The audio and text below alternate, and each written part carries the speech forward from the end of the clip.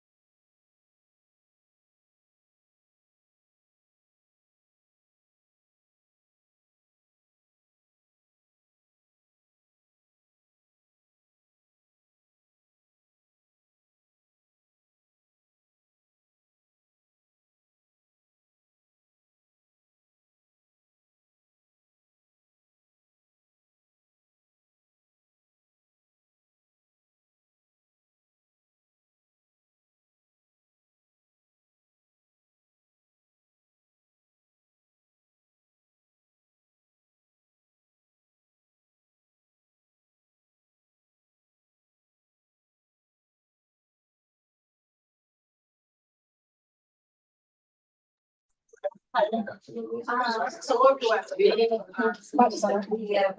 Hey, good evening, everyone. We are going to start with our closed session. Open session. Good evening. Jonathan, I'm going to turn it over to you. Thank you.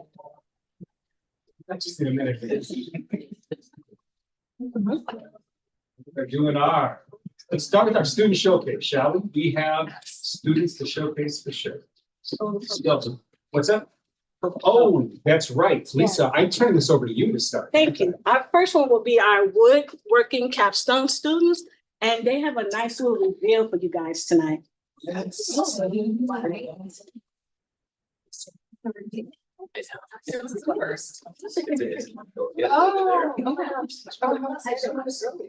Love this. Yeah, that's why I love it.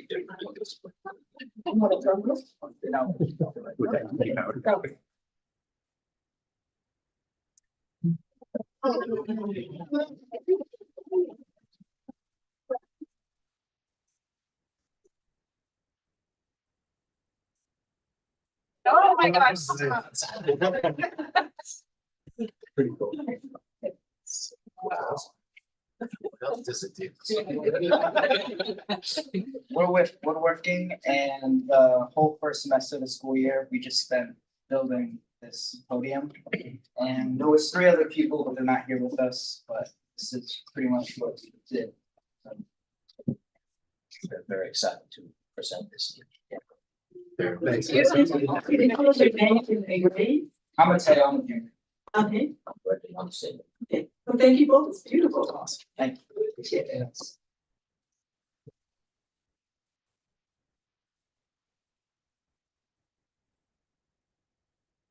Okay, I guess student showcase here. Whatever would you want. What's that? I guess I can. Go ahead. Who is it? Matt, you want to take a? Are you kidding?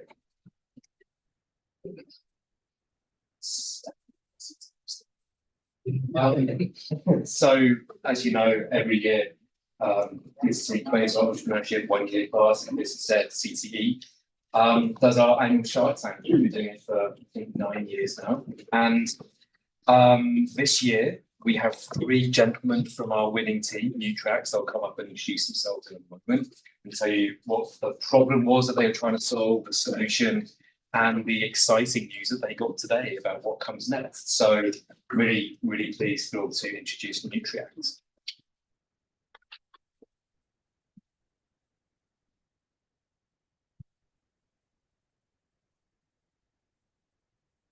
Hi, thank you for having us. I'm Lorenzo and I'm a junior.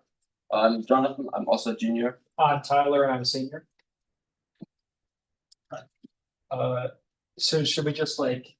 What was your business idea? All right, so our business idea that we had was an app through which you input a list of preferences, dietary restrictions, and like cooking time that you have. And in return, the app, based on a picture that you take of your fridge and or pantry, will generate you recipes that fit your time restraints, your macro goals, your cultural preferences, and your dietary needs.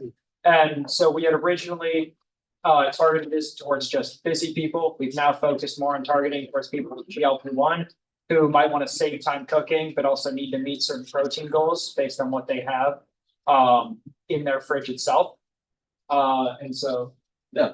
So we went through the incubator class at OPR, and we are very thankful for that opportunity, which was given to us. And yeah, we went through a process, like we formed our team. We didn't know ourselves that we matched us there in that class. And yeah, we went through a long process of like finding an idea, and then actually by that winter, I was starting to build then actually the app, and it's gonna be launched soon. We're hoping to launch in about a week. We got beta testers, we tested it, we created presentations and eventually for the pitches we had, and I think it was such a fun time. After winning the year, we got the chance to be elected for the national pitch, and we got to quarterfinals. So from 70 teams, we are at least top 25, and we hope to keep going. And that will be in July. And for now, we are hoping to having a lot of like the money that we want to spend a lot of it on marketing now and making people know it. Yeah, we still need to keep developing it, fixing a few bugs. And we would like to thank the shark that we have here on the board. Help get us through. I was gonna ask, do we have their promo video set up? Is it, were we gonna play that? No, No, okay. All right. So it'll blow you away. This is an app that will scan your refrigerator and any cabinet, and then organize a recipe for you based on what you have in inventory. And then there's something called a taste engine. Is that the term? Okay. The more you use it, the more it learns what you like. And this is useful for anyone figuring out, well, who the heck, what am I gonna cook for dinner tonight? But this team very smartly said, let's focus on initial customer segment of people using GLP-1 drugs. Because when you're on those products, so that drug, there's an issue of losing muscle mass. So I think it's very smartly a core market there to focus on. And I was really hoping you guys were gonna bring the video, because the video will show the app in action, scanning a real refrigerator. Now, that's the best pitch I can do for you as your spokesperson. Why don't you make sure to tell people the URL so they can go look it up. It's nutriex.net. How do you spell nutrients? N-U. NUTIRIX, RIAX, NUTRIAX. .net. There you go. There's a website, would be the actual link for like people who want to beta test it on Apple iOS. You can download it for beta testing. Beta testing sounds very fancy. You can essentially use the app in its full form without paying as of right now, by just following instructions on the website. You just have to download a separate Apple app called Testlight, but then through that, you can essentially access the full Nutriex app up until we launch. As usual, having been a shark now for 4 years, it's always very difficult to pick a winner. There's like 17 teams that I can evaluate. And the winners are always very deserving. I think I'm very impressed. Go check out this product. Thank you. Thank you. I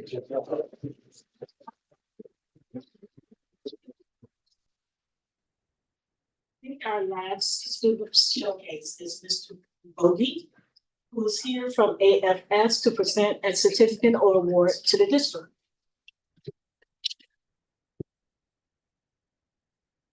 Two of the students who were just up here are doing double duty because I don't know if you noticed a couple of accents. I've got here Amr from Egypt, Jonathan from Germany. He's being a little shy because he's not an AFS student, but he is an exchange student, Lalo or Lorenzo from Italy. I'm David Ubo. I am a community member. I've lived here for 19 years now. Both my boys went to OPRF. I have hosted exchange students at OPRF since 2011, and I've gradually taken on a larger role. I'm the local hosting and support volunteer for this community and this school. I'm also now, alas, the volunteer co-chair for the Greater Chicago team. And I want to give you a little bit of history about AFS so to place in context the extraordinary history of this school with exchange students. So AFS started it as the American Field Service in 1914. It was a civilian ambulance corps evacuating wounded soldiers in World War II. And again in World War I, and again in World War II, there's an Oak Park connection. Those of you who know our Oak Park history, Ernest Hemingway was an ambulance driver in World War II. He was not with AFS, alas, but the same job. At the end of the war, our ambulance drivers were tired of driving around all these broken bodies, and they wanted to seek a way to promote international understanding. And they came up with, along with the US government, the idea of international exchange students and hosting. So initially it was defeated Axis powers, Czechoslovakia and Germany, sending students to the US. A couple years later, the US students started going to those countries. Very quickly, students started to go back and forth between the US and Europe, and then it broadened around the world. And in the 70s, it truly became international because students were now starting in China and going to Australia, Australians going to Nigeria, Nigerians going to Norway, Norway going to Chile, and you get the idea. AFS is the largest organization of its kind in the world. They host many thousands, maybe up to 10,000 students internationally all around the world. This coming year, we are the biggest in the US. We always have been in terms of numbers of students hosted. 650 this coming year, 800 right now, 650 this coming year. Within that environment, AFS being the biggest organization, not in terms of paid staff, they're very small in terms of paid staff. The labor force are volunteers like myself, and we have over 100 active volunteers just in Greater Chicago. Within AFS USA, the Greater Chicago team has placed more students for years than any other team around the country. And within this team, Greater Chicago, and we stretch from the lake to the Fox River up to the Wisconsin border and to about an hour south of here. OPRF is undisputably the most active school in terms of posting. It has been not for years and not even for decades, but for generations. Long before I started doing this in 2011. Pretty much 6 students come to OPRF every year. Many of them, not all, are AFS students. We occasionally have others as well, and we welcome them with our AFS community, just like you guys welcome all of them. So I feel like sometimes our students are flying under the radar just a little bit, like winning business awards and nobody really knows that they're an exchange student. So I just want to draw the school's amazing cooperation over the years to your own attention, okay? Amr here is going to talk a little bit about his scholarship program, Jonathan as well, a different scholarship program, and then they have a certificate. I asked them no formal presentations, just to speak from the heart a little bit about what coming to this country, this community, and this school has meant to them. That's all. Thank you, David. As David said, my name is Amr Nassar. I'm an exchange student and I'm from Egypt, and I'm here on the YEP program with AFS USA. And I am a senior in OPRF, class of 2026. I didn't write anything. David told me to speak from the heart, so I'm gonna speak from the heart. OPRF has been such a great school. I had so much fun. I've done things I've never imagined I'm gonna do. I dove for the program with AFS this year. That was amazing. I've never imagined myself like diving. I've never dived before in Egypt. So diving here was like amazing. I got to meet amazing people. My coach was amazing. I joined a lot of clubs. Like there's many of clubs, opportunities here you can join. You can do whatever you want. It's amazing. It's amazing. I really find people that the same interests and same beliefs like me, which is amazing. I never imagined like I'm gonna be like that attached to the school. I would say like I never imagined that school to be like that much like fun, like and study at the same time. Like there's like good balance, I'd say. I've done classes I've never thought I'm gonna be doing. I've done metal working. I've done acting. Oh my god, these things I've never imagined like before coming here I'd do. That was amazing. That's been a great part of my life. I wouldn't say it was a year in a life. It was a life in a year. That this year has been really amazing. I'm so grateful for everything. I've experienced everything since August, and here we are. I'm leaving soon. I'm leaving in like 4 days, 5 days. So yeah, it's breaking my heart to say that I'm leaving, but that's life. Yeah, and I'm graduating also, graduation soon too. So cool. I took so fast about the program we're doing. So the Department of State and AFS wanted to thank the school for hosting AFS student this year on the Department of State programs, which is the S program, and CBYX program, and the Flex program. I'm on the S program. Jonathan is on the CBYX program. So we just wanted to thank you so much for hosting us this year. It's been an amazing time to be in the school. It was like, I feel like so lucky and so honored to be here with such an amazing people and such an amazing school and community. I really felt like I belong here. I didn't feel like a stranger at all. Yeah, and that was all I wanted to say.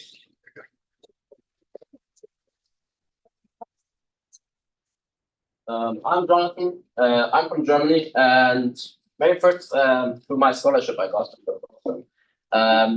It's also the CBYX. It's funded by the American and German government as a partnership program to strengthen the German-American friendship.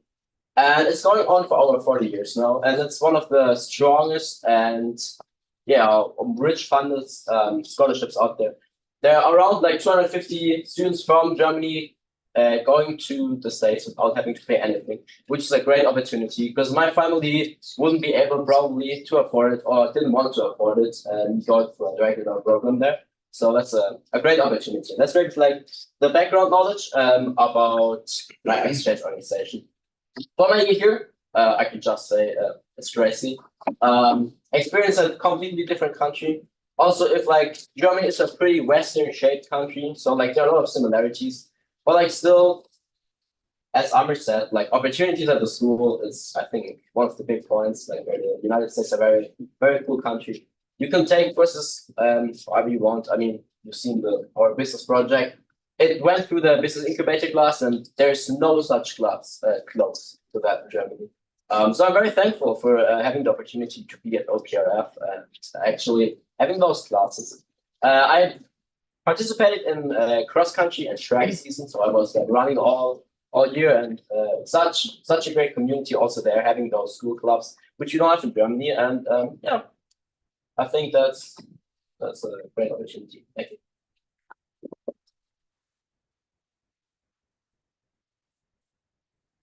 Lorenzo, I'm from Italy, and I really wanted to thank David for finding me because when I got here, I didn't really know if were gonna be other exchange students at this school, and my organization doesn't really have many events.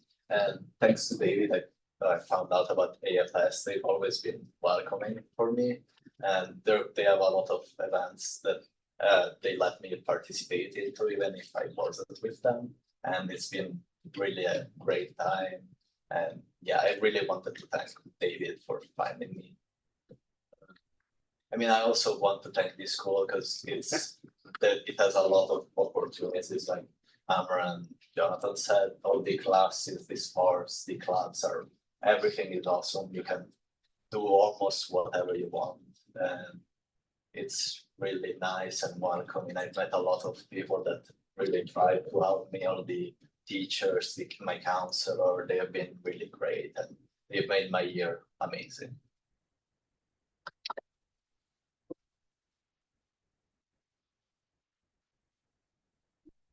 We wanted to present you the certificate, and we were wondering if we can take a picture.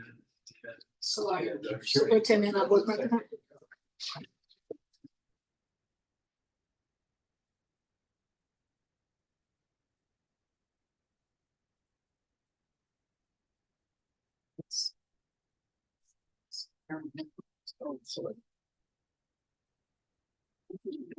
Oh, Olivia section. Yeah, come on over here.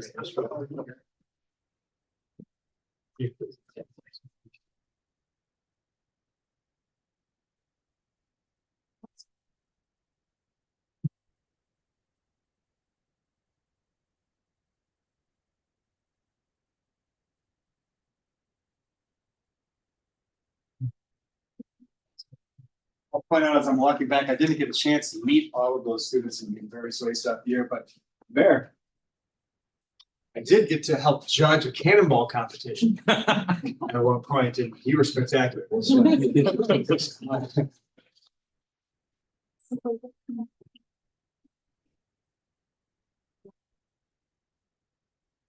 We're done.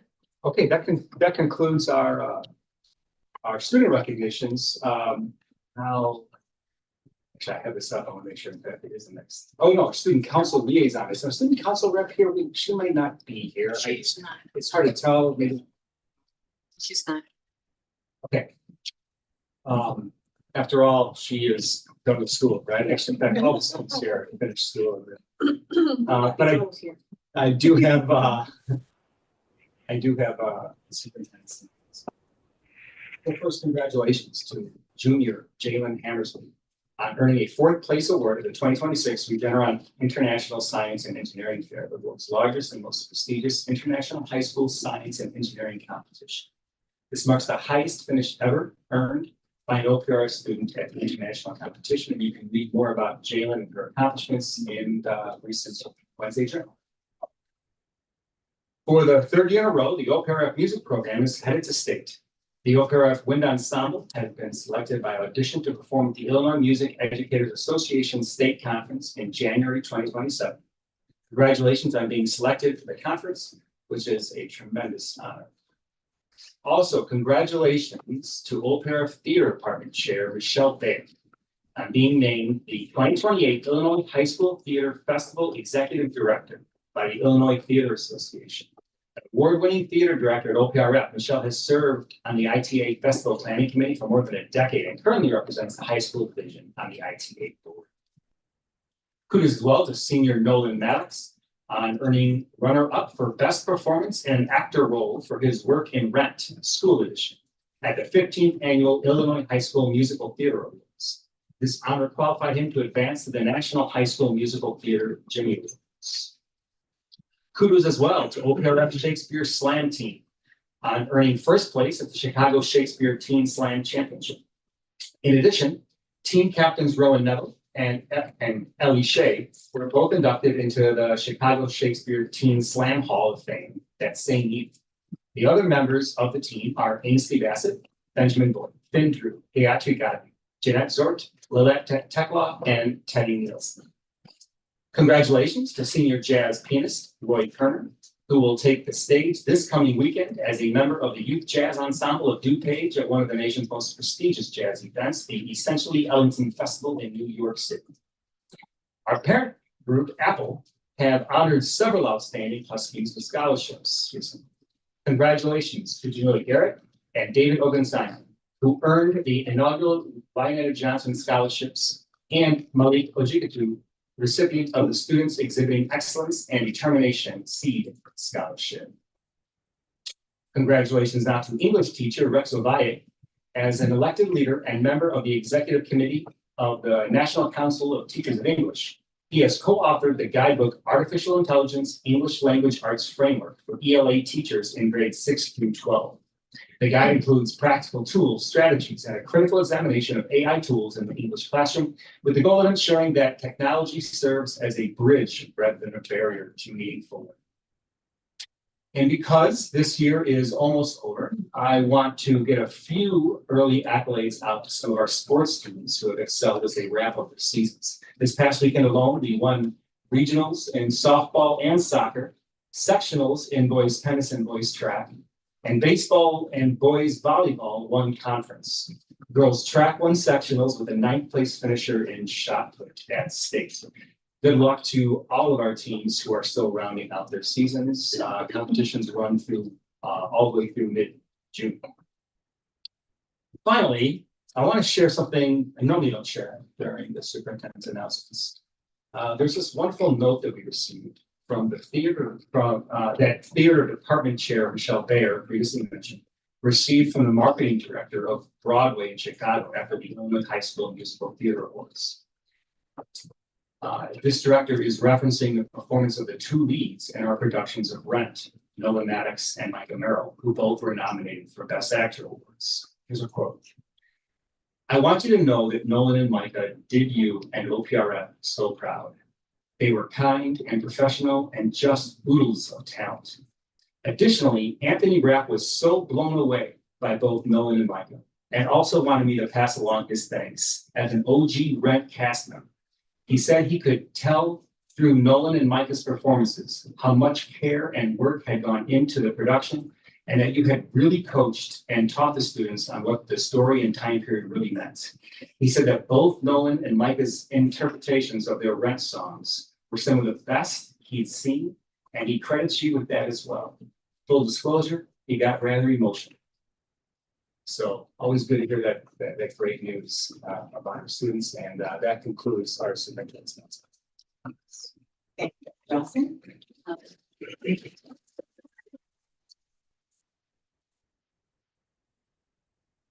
For your status. For submitted to resolve. We are now going to move into our May recognition. And tonight we are pleased to continue our employee recognition program for the 25-26 school year. The program is sponsored by Oak Park Bank. And I want to start with congratulating Paula Cano, world languages teacher, who was elected as our teacher of the month.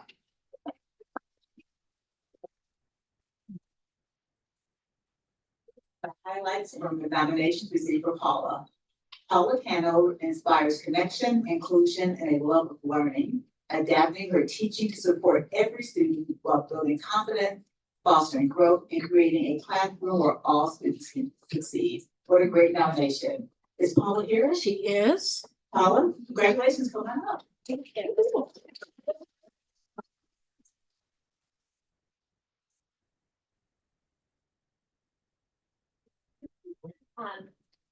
Good evening, members of the board, administrators, colleagues, students, and families.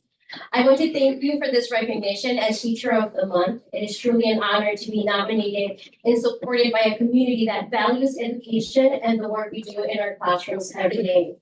For me, teaching is an opportunity to help students grow in confidence, curiosity, and connection with the world around them. As a world language teacher, I have the privilege of helping students discover new cultures, perspectives, and ways to communicate, and that's something that I never take for granted. I really want to thank my students who continue to motivate me with their energy, resilience, and willingness to learn, and also my colleagues whose collaboration and encouragement inspire me daily. Most importantly, I want to thank my family, my husband, my children, my mom and my dad who are here with me tonight, and my family watching this from home. I had to share with them the link.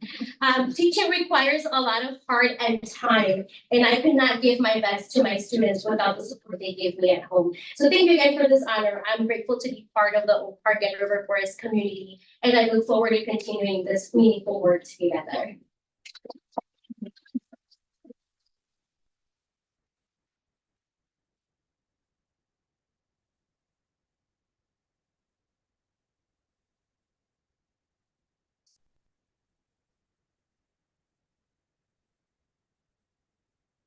Thank you.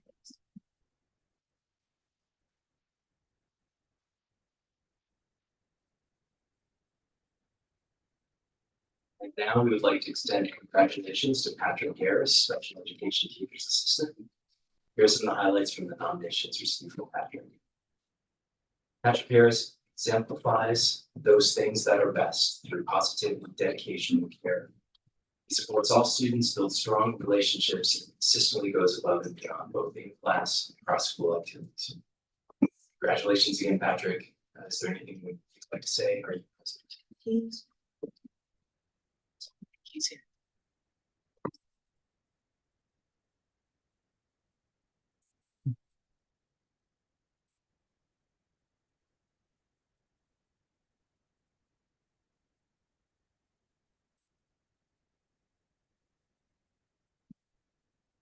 We also would like to extend our congratulations to our guest teacher of the month, James Gilby. Leahy, is James here? No. Okay, well, James Leahy, and here are some highlights from the nominations received for James. James Leahy provides seamless, high-quality instruction when guest teaching, building strong connections with students while reliably following lesson plan, making him a trusted and valued presence across the department. I just want to congratulate James and appreciate all that he does.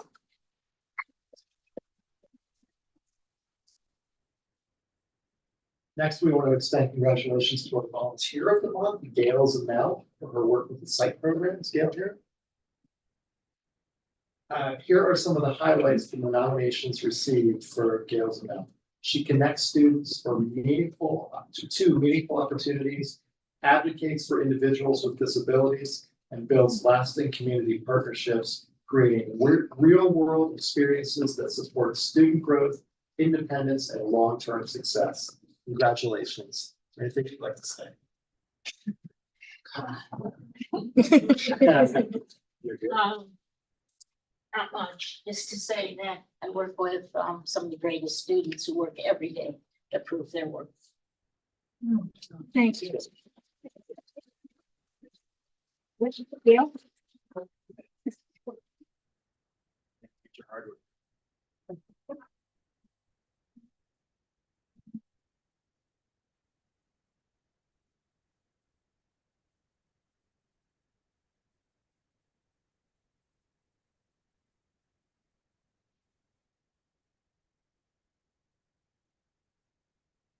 Let's continue our sustainability recognition program again this month. We recognize 2 sustainability champions a month, 1 student and 1 employee for their exemplary efforts in environmental sustainability. Congratulations are in order for May's Student Sustainability Champion, Carolina Nea Lopez.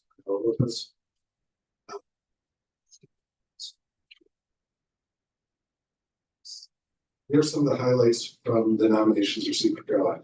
Carolina has been a tireless advocate for the Sustainability Champion program, offering creative ideas, maintaining strong communication, and ensuring its continuation, helping secure recognition for our great this year.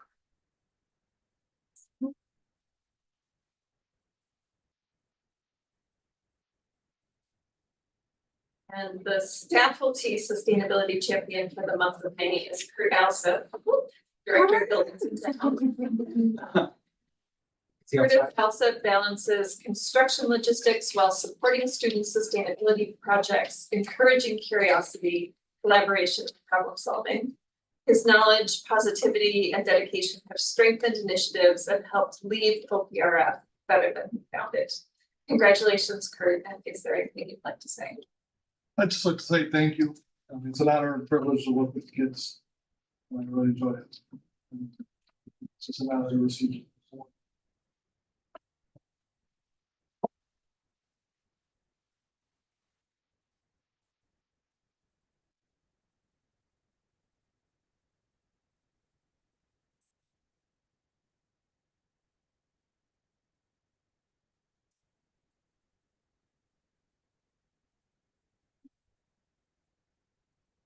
Thank you very much. Just one more round of applause for all of our.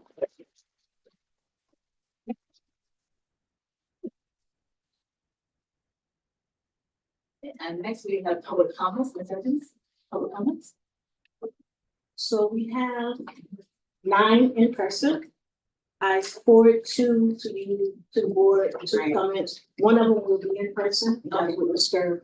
Duffy right here. So whenever you're ready. Okay. So for public comments, please limit public comments concerning matters within the jurisdiction of the Board of Education to 3 minutes.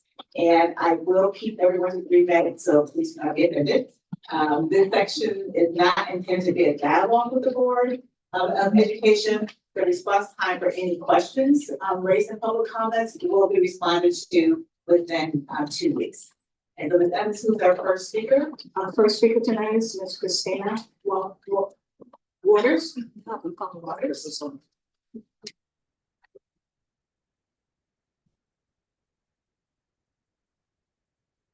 Good evening. My name is Christina Waters. I'm here tonight as a parent and alumni, public servant, and someone who believes deeply in public education and the dignity of every student and family. Over the past several months and still today, my family continues to navigate a painful process with District 200 surrounding my student, a student with disabilities whose needs were known long before a crisis occurred. This is bigger than one incident. It raises a larger question about how schools respond when students struggle, communicate distress, or show increasing need over time. Do we intervene early with meaningful support, or do students reach a point of crisis before systems respond? The district's own findings acknowledge that my students' behavior was a manifestation of their disability. The district also acknowledged gaps in implementation of their IEP services. Those findings matter. They speak directly to whether my student received the support they were legally entitled to before my student was in crisis. This comment is not about avoiding accountability. Safety matters. Accountability matters, and so does institutional accountability. When students struggle with emotional regulation, conflict, or distress over time, schools carry a responsibility around discipline after the fact. My apologies. What concerns me most is how inaccessible these systems become for many families. Families should not need legal expertise, financial resources, or institutional knowledge simply to secure appropriate services for their child.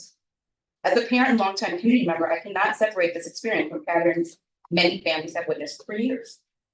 Some families know how to navigate these systems. Some can afford advocates or attorneys, many cannot. The result is experience that often feels adversarial, overwhelming, and deeply inequitable depending on a family's access to resources, knowledge, and support. Data shows that our Black students, students with disabilities, and other vulnerable students often experience these inequities most sharply.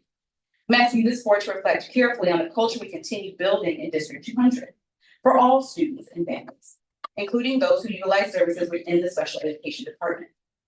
A culture where support comes before crisis, a culture where families feel heard instead of managed, a culture where students are understood within the full context of their needs and humanity. During a recent event, I attended the Obama Presidential Center. I came across a quote from disability rights activist Judy Heumann that has stayed with me. Disability only becomes a tragedy when society fails to provide the things we need to lead our lives.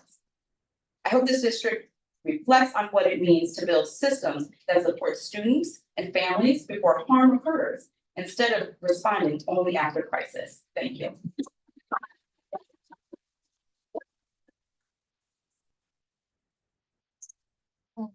Thank you, Ms. Waters. Our next speaker, Ms. Megan Jackson.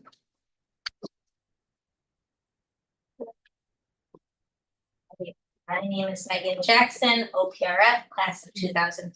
I'm a community member, I'm a non-attorney educational advocate, and I'm a member of the district CCB committee.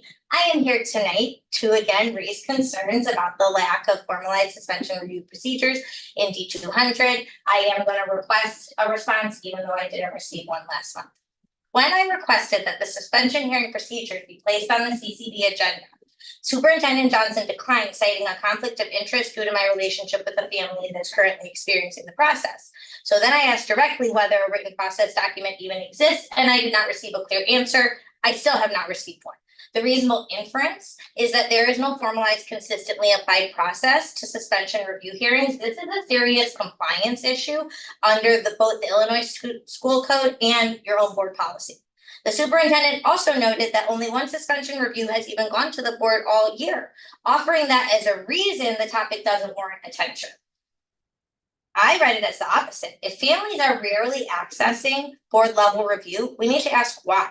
In the one case that did come before the board this year, the district's own representative admitted on the record that he delayed scheduling the hearing until after the suspension was actually served because the parent wrote expulsion hearing instead of suspension hearing. He called it a miscommunication, but a parent without an advocate would not have known to push back. We had to follow up repeatedly through emails just to get the hearing finally scheduled. That's not a process that's working. At that same hearing, the district's representative acknowledged under oath that the makeup work requirement was not included on the original suspension notice, which is one of the elements required by your board policy. Several of these required items were not on that initial suspension notice, but then they appeared for the first time in the board's decision letter, which we received 2 months after the suspension had been served. The hearing officer's report stated that the family was informed of their rights with sufficient specificity to prepare a defense. That finding is contradicted by the documented report, and the report cites no evidence to support it. The family was not told that they would need to arrange for their own witnesses to testify. The district stated that they would not assist the family in arranging for staff and teachers to testify.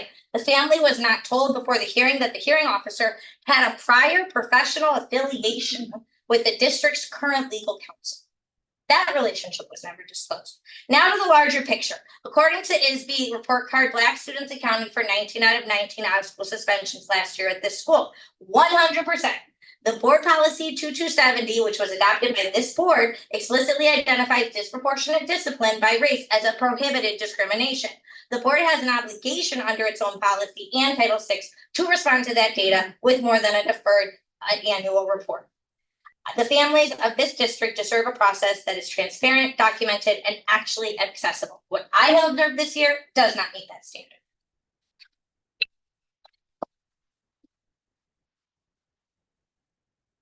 Thank you, Ms. Jackson. Our next speaker, Ms. Lisa Mitchell.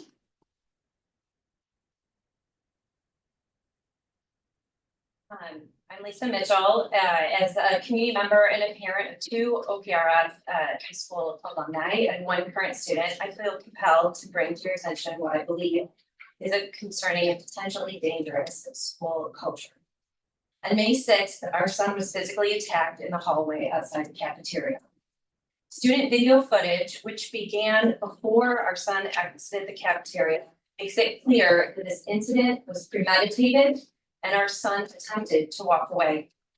While I'm not here to comment on the disciplinary actions taken in response, I do want to focus on the weeks and even moments leading up to the incident and how existing practices may contribute to both student risk and preventable harm.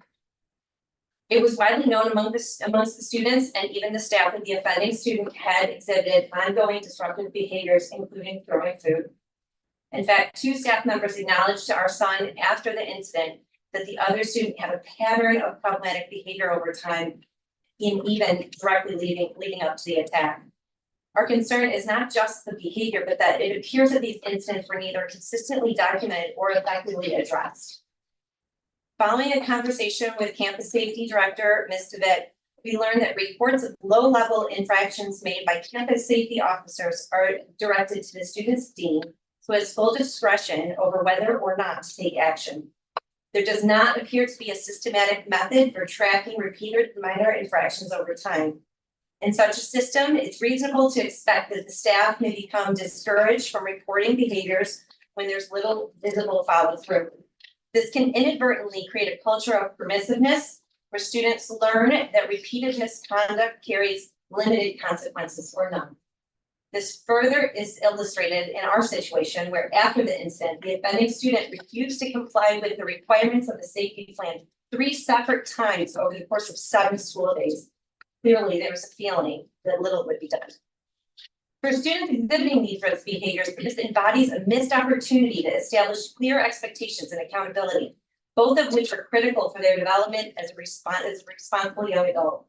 For other students, particularly those who may become targets, it can reinforce a perception that the school does not respond effectively, leading to a sense that the environment is unpredictable and unsafe.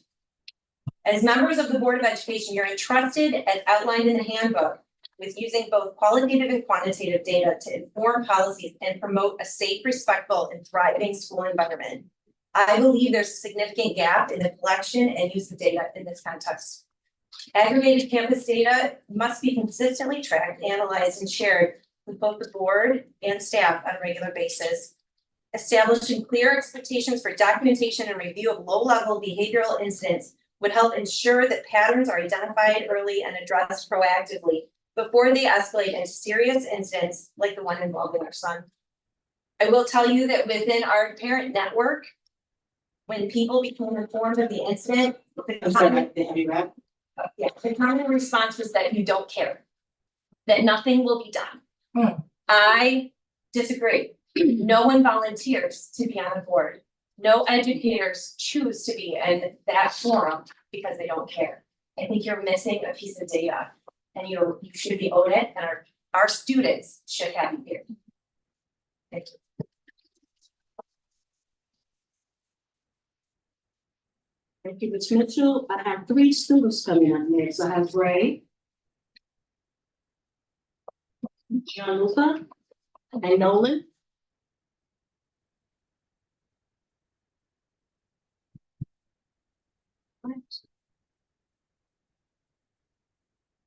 Good evening, Dr. Johnson and the D200 School Board. My name is Ray. I'm a junior, and I'm here with my fellow students, Gianluca and Nolan.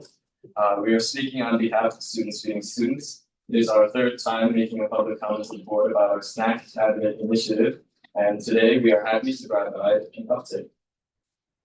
As of May 13th, we have stocked 4 cabinets every day with 1,000 snacks a day.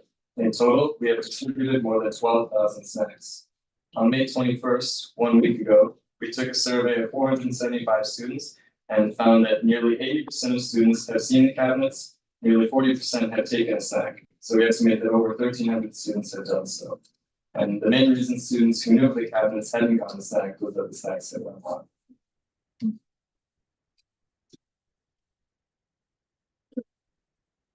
A culture of care has been established, and our volunteers logged 110 plus check-ins with cabinets to ensure they operate smoothly. Students are treating the cabinets with respect, taking what they need, throwing away their trash, and looking out for each other. Students, faculty, and staff have all expressed their effusive gratitude. With the support of over 100 individual donors, Senator Don Harmon and John Hunger, we have been able to demonstrate the needs and successes of the snack cabinet program. The community has also shown that this is something they want to see succeed. Our project is the most ambitious one that currently exists in any high school across the country, and it can serve as a model for other schools.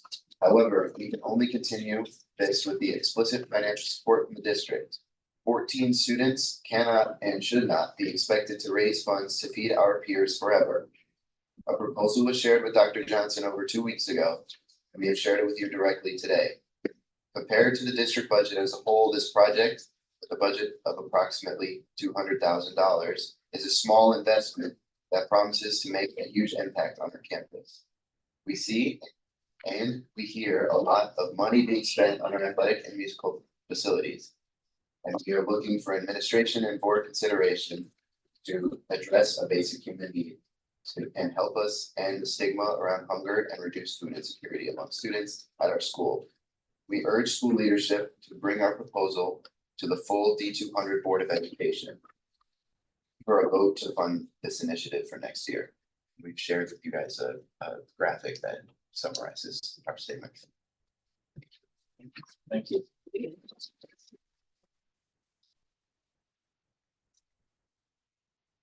Thank you. Our next speaker is Molly Hurdle.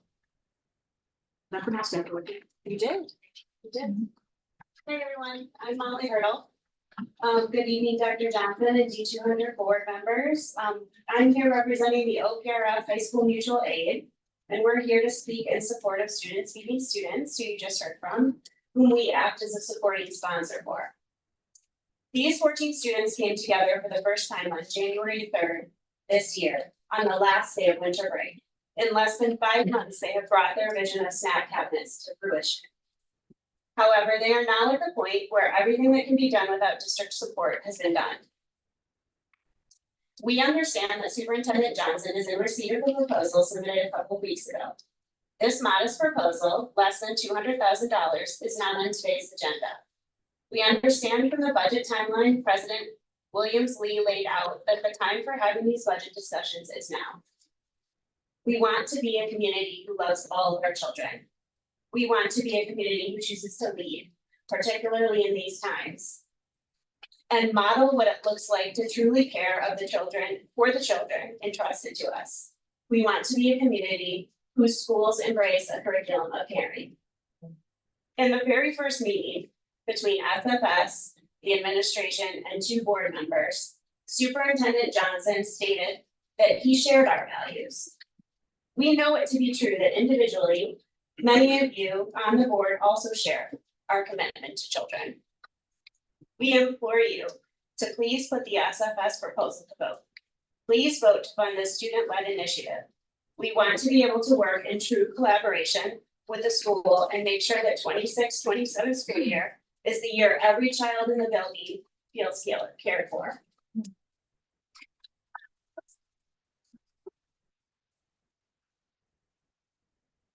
Our next speaker is Natalie Bazzi.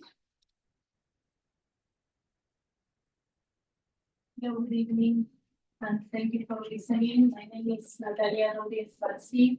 I'm a special education teacher at CBS, and I have a freshman student just going to sophomore next year.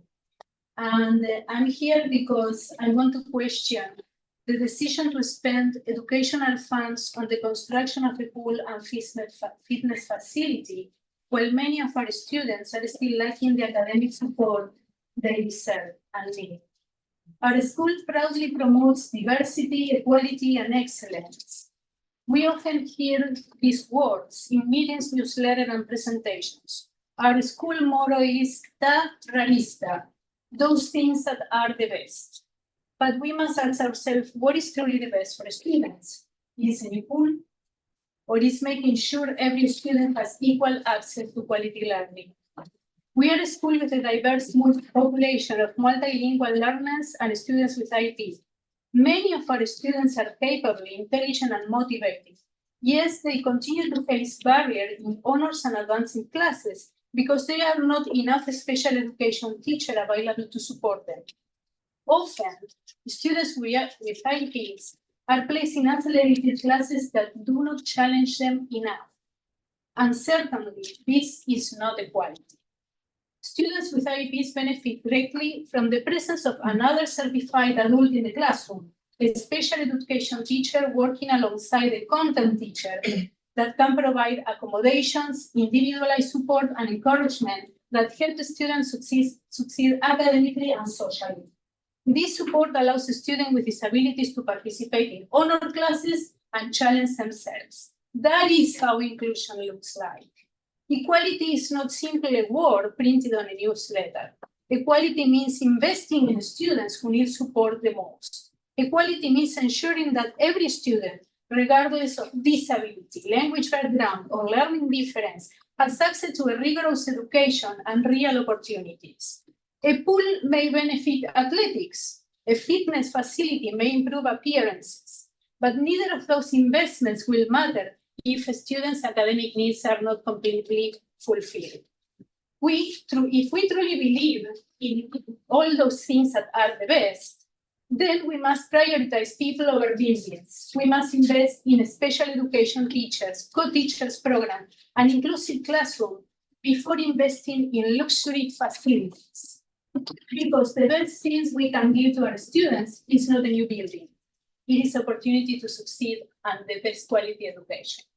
Thank you so much. Thank you.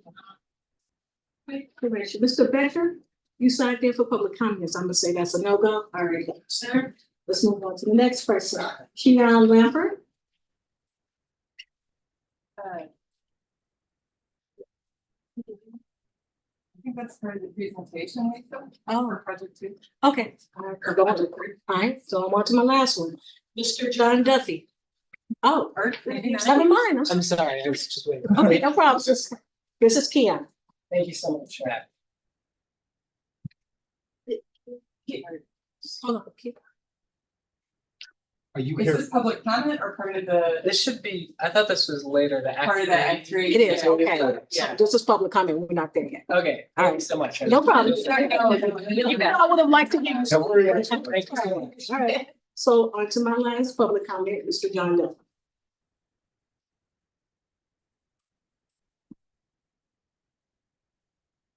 My glasses this second.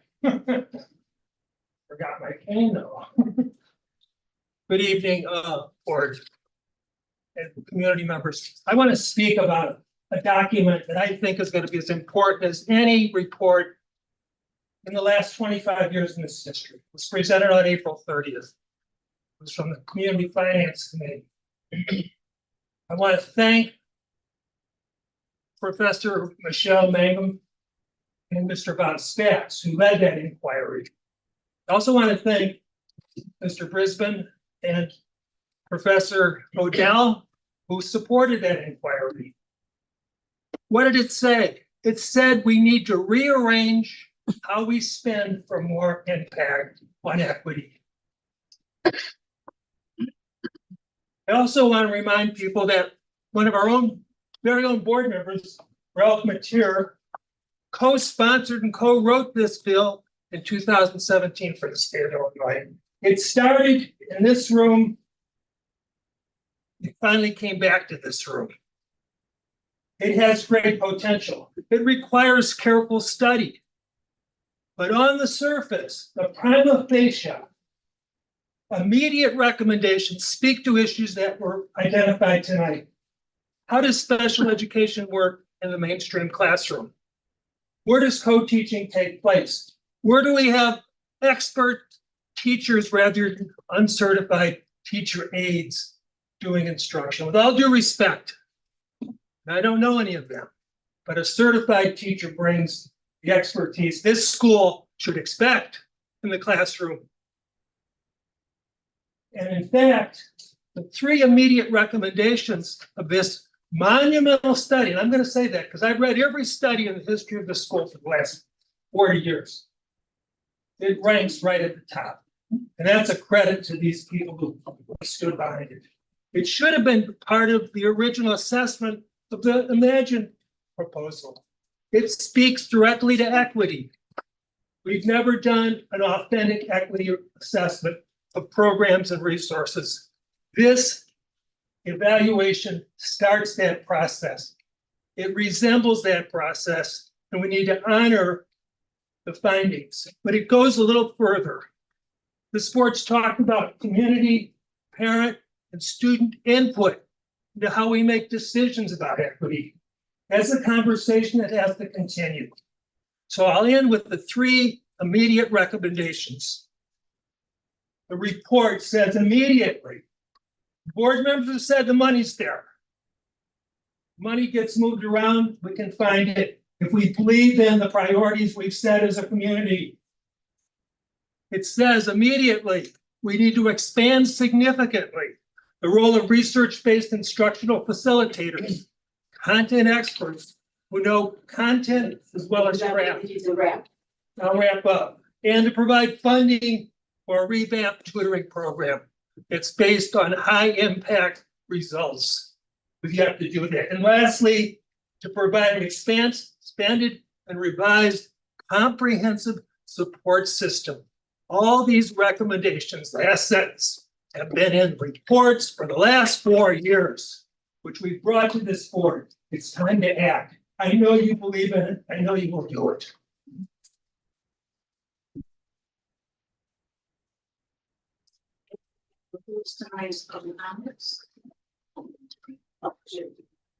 Yeah, Patrick Harris Oh, Patrick? is here. And he was one of our recognitions earlier today. And so if we could, let's pull him in. Let's go back. Yeah, if we could, that'd be great. And, How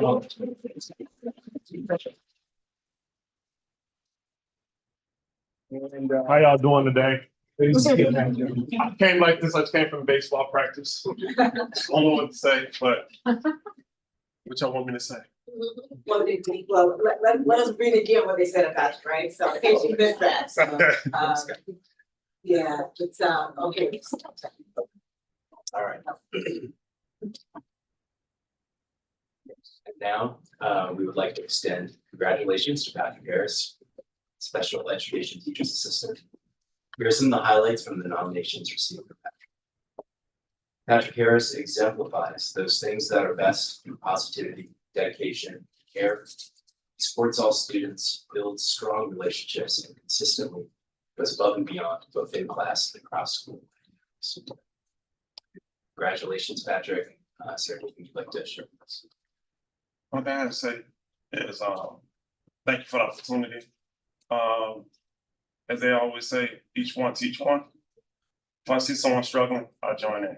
It's like, even though I'm a one-on-one, my focus is everyone. It's just not one person. That's all. Okay. Thank you.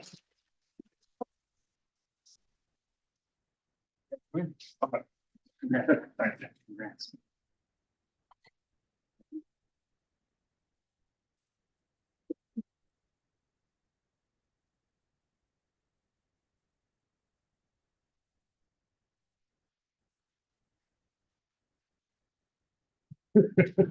And the regional championship game is Saturday at noon? Is that right? For baseball? No, I'm Yours is baseball. I'm Oh, baseball baseball. for Chicago West Side Sports Authority.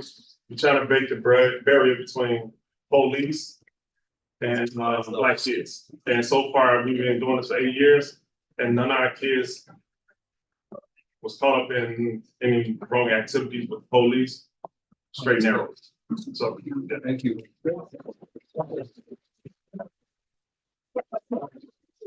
You're like outside of there. Glad we're able to get Mr. Harrison. And now we want to move to our consent agenda. And are there any items that board members want to pull for discussion from the consent agenda? One I'd like to pull item N about. Thanks, we'll pull that. Actually, I would pull item P ball, not for discussion, but for voting separate. Okay. So N and P. Anyone else? Well, let's go through the consent and then we'll come back to items P and item 10. So I move, and we do have a lot to be patient with me. I move to approve the consent items as follows. A, approval of open and closed meeting minutes of April 30th to 2026 and May 21st, 2026. And a declaration that the audio tapes of the closed session minutes of July 2024 be destroyed. B, approval of the personnel recommendations, including new hires, summer school hires, and resignations. C, approval of utilizing Nania Energy to perform the reverse auction process, starting with a sealed RFP to establish a threshold of price acceptance on the live auction day. D, to accept with gratitude the donation of heritable candy products from Sarah Alspo for this year's Teacher Appreciation Celebration. E, approval of the contract with Infinite Campus for a first year cost of $139,561.20. F, approval of the total expenditure of $100,000 for a 13-month SIS migration consulting contract with Jimenez Strategies to be paid over FY26 and FY27. G, approval of the project authorization with FGM Architects for the summer of 2027 and an estimated budget of $5,537,736. H, approval of the Solution Tree purchase agreement for $40,000. I, approval of the IGA between the district and Oak Park Township for the amount of $83,845 over a 2-year period. J, approval of the adoption and purchase of the instructional resource for early childhood education at a cost of $3,025.75.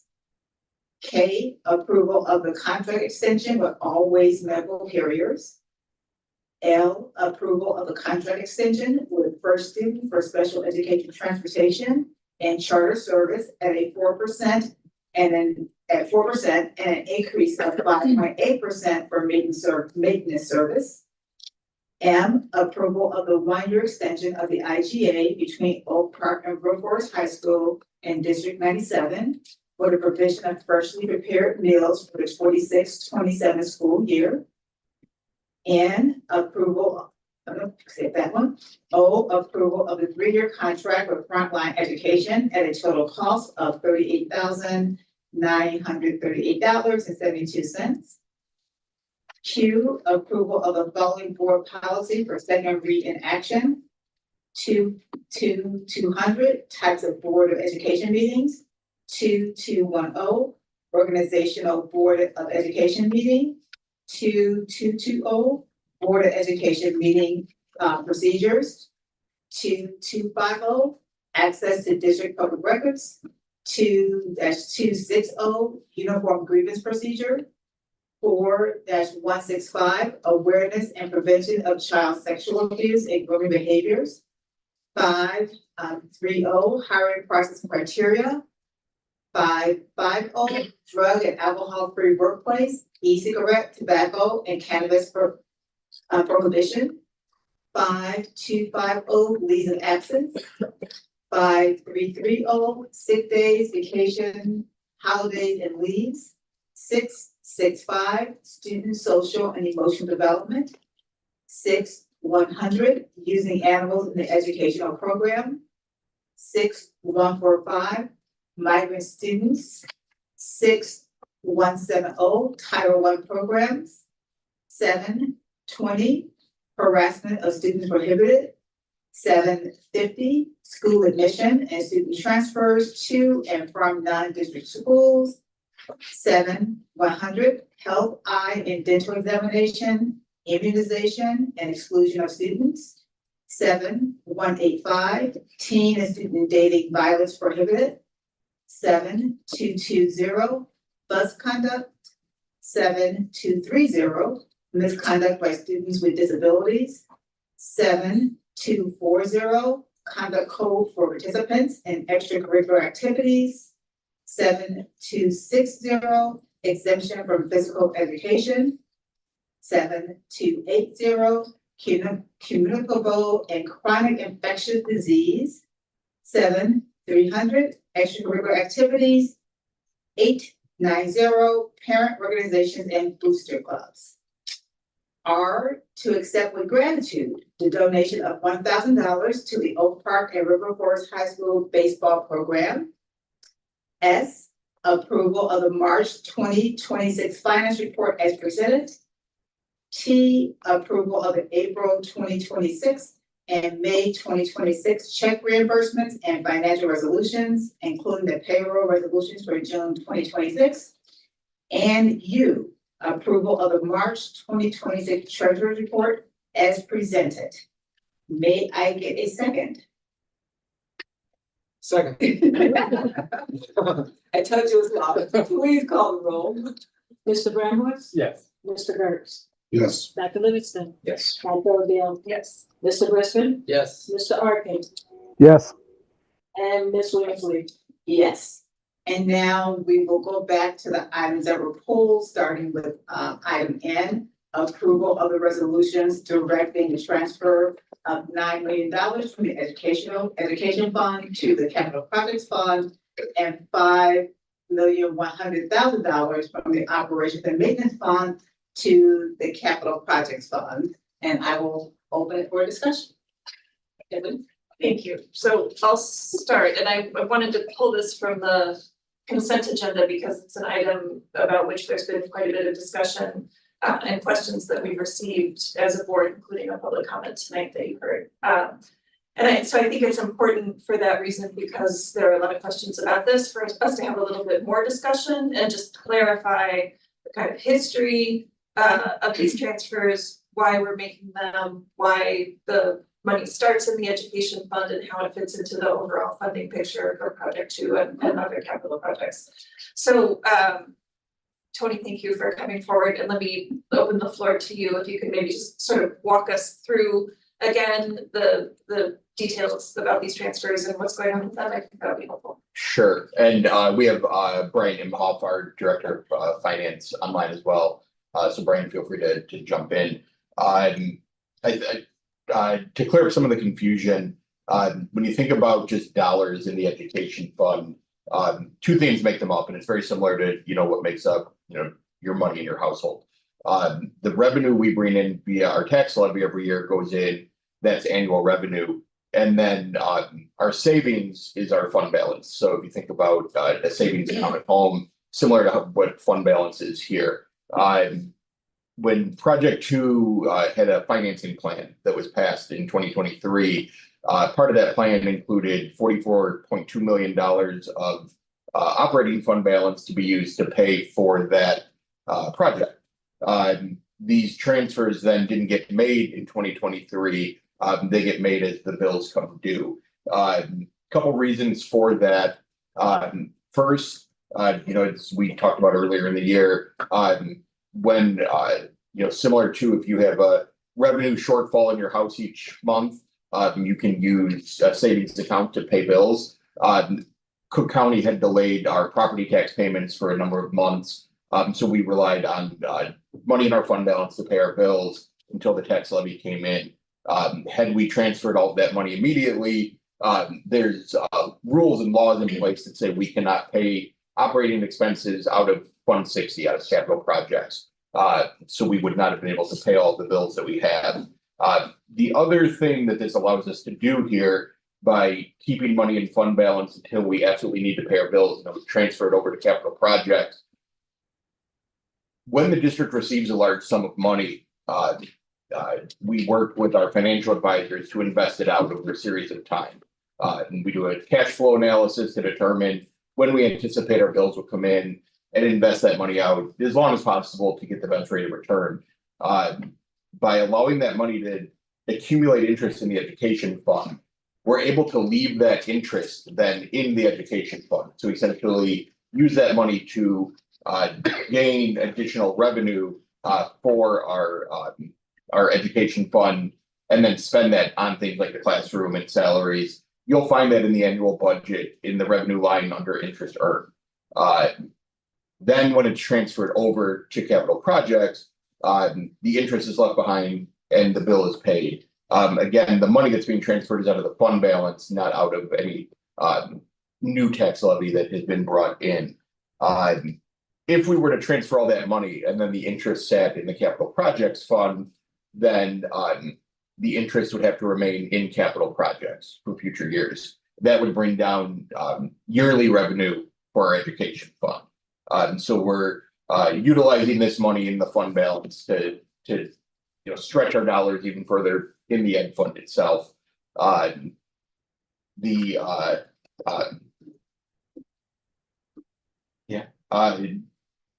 When we think about like the total sum, not necessarily this transfer, but the total sum, in 2023, the Board of Education elected in a funding plan to transfer or to authorize eventually the transfer of the $44 million over.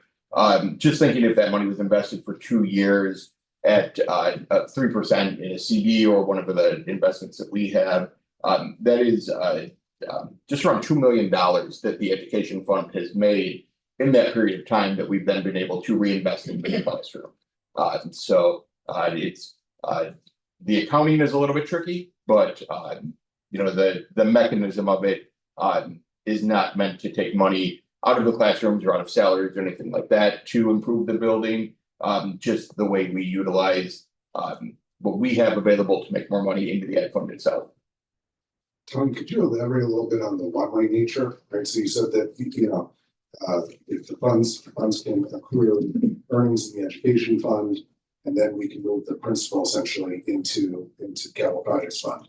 However, we wouldn't be able to move, if it generated interest in the capital projects fund, we wouldn't be able to, move the interest earned in the capital projects fund to the education fund. Right. There's if you go through school code and then there's different rules of transferring levied dollars or fund balance dollars from fund to fund than there is about interest earned.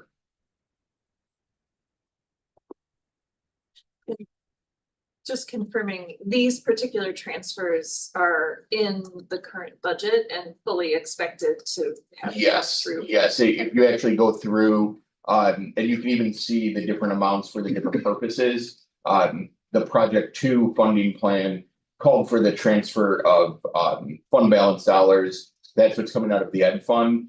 When you think about our annual capital improvements projects that are have been prepped for, and we're at that period of time where if you come back into the building in about 10 days, you'll see portions of the building that are taped off and getting worked on really quickly here. That money comes out of operations and maintenance fund 20, and that's what that transfer is. Brian, if you have anything else to add, feel free. No, nothing else to add. Any other questions from board members? Fred, what about you? Any questions? I guess I have just one more, which None is. for me. Thanks. One more question, which is, so given the decision that was made 3 years ago to use some of the fund balance, 44.2 million from the fund balance to pay the expenses for Project 2, would there be any other way other than a transfer out of this education fund that we could honor that commitment that was made in the funding decision? Or not because this money sits in the education fund? I don't, well, what would have had to have been done to avoid a transfer like this, and Brian, if you can think of a different mechanism, let me know. But we don't currently levy into capital projects. There, we'd have to establish the levy into the capital projects fund. And I really have to look at the numbers to see if we could even levy the full amount for a year. But what that would mean is then we would be driving down the annual revenue of all the other funds, because we only have one pot of money, and then our levy determines where it's split up amongst our various funds. The one other mechanism we used, and this was actually part of the February 2026 transfer, was there is a working cash fund, which is essentially its own savings account type of fund that the district has. It accumulates money from tax levy dollars as well as interest earnings. There are no actual expenditures from that fund. It is used to basically for the purpose needed for the district in any means. You can transfer funds out of there, you can abate dollars out of there. And we did do an abatement in February from those working cash reserves. It was a little over $10 million as part of those February transfers that went to capital projects from working cash. And even using a mechanism like that, where this individual transfer may be a little bit less confusing, it would have required a very large transfer out of the ed fund originally into working cash. And we'd be in a very similar situation, except with now that interest earned being in the working cash fund instead of the ed fund. In the future, is this the best practice, the kind of moving money around from funds, fund to fund, for various points and having our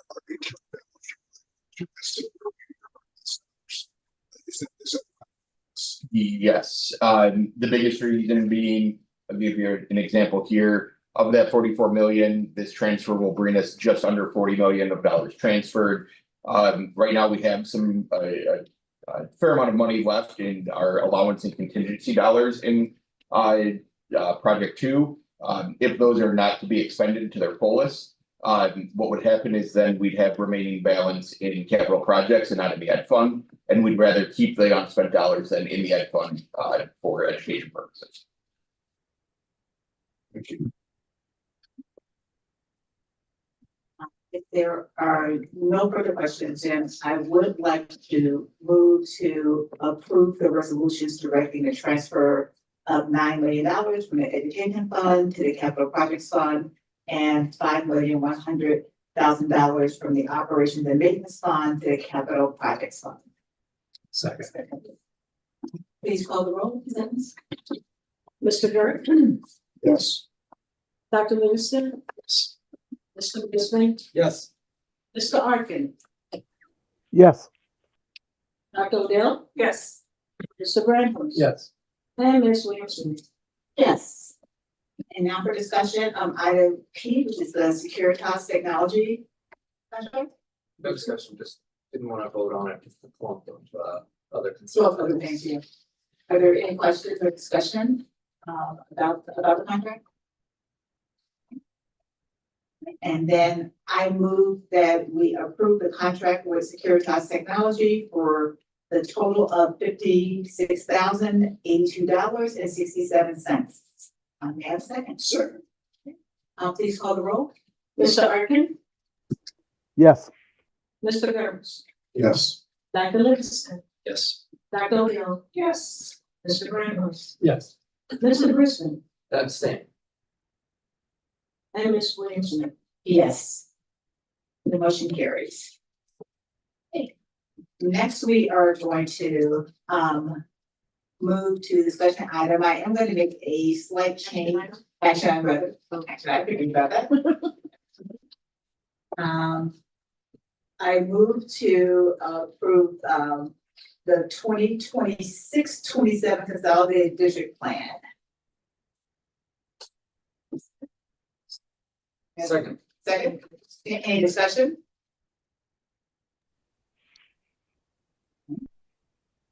Please call the roll. Dr. Livingston, Yes. Mr. Brisbane, Yes. Mr. Gertz, Yes. Dr. Odell, Yes. Mr. Grandhouse. Yes. Mr. Arkin, Yes. and Ms. Williams. Yes, and now we'll get to our discussion. The change I'm going to make is to move forward the Act 3 schematic design, given that we have some students that are going to be here to speak with us tonight. We'd like to go ahead and move that up so we can have Let's have the team come up. We'll have the students come up in just a second as we start the item. I know you're eager. And we're eager too. We are gonna start with a little video to get this kicked off. And while we are in the process of pulling that up, I just wanna give some very quick context for what we're about to engage in. So at this point, the board knows, and many in our community are aware that we have a 5-phase master facility plan. Project 2, the second of that phase, is a few months away from being completed.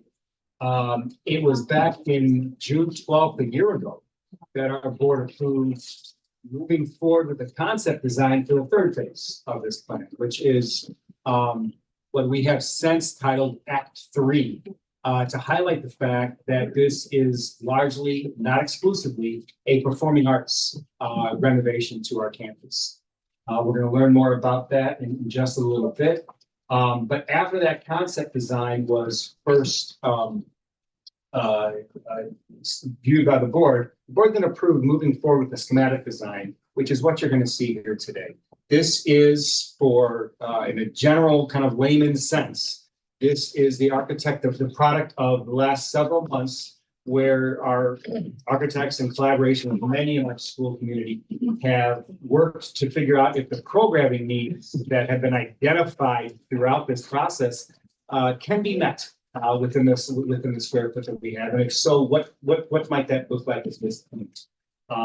There are several steps to go in this process. There is no long-term funding for this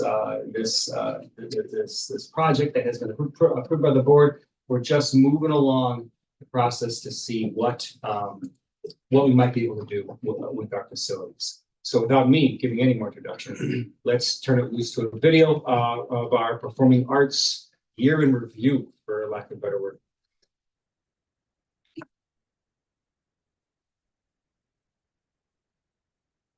Needs sound for sure.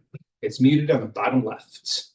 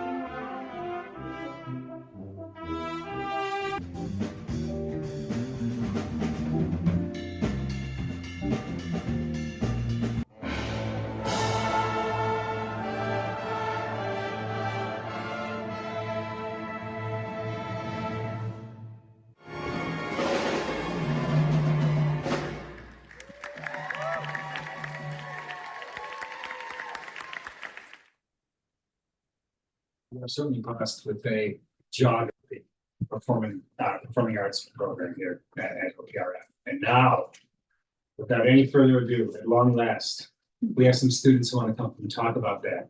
I believe we have 3 coming up total, and I think we know who's first. Thank you. Please introduce yourself and head on in, guys.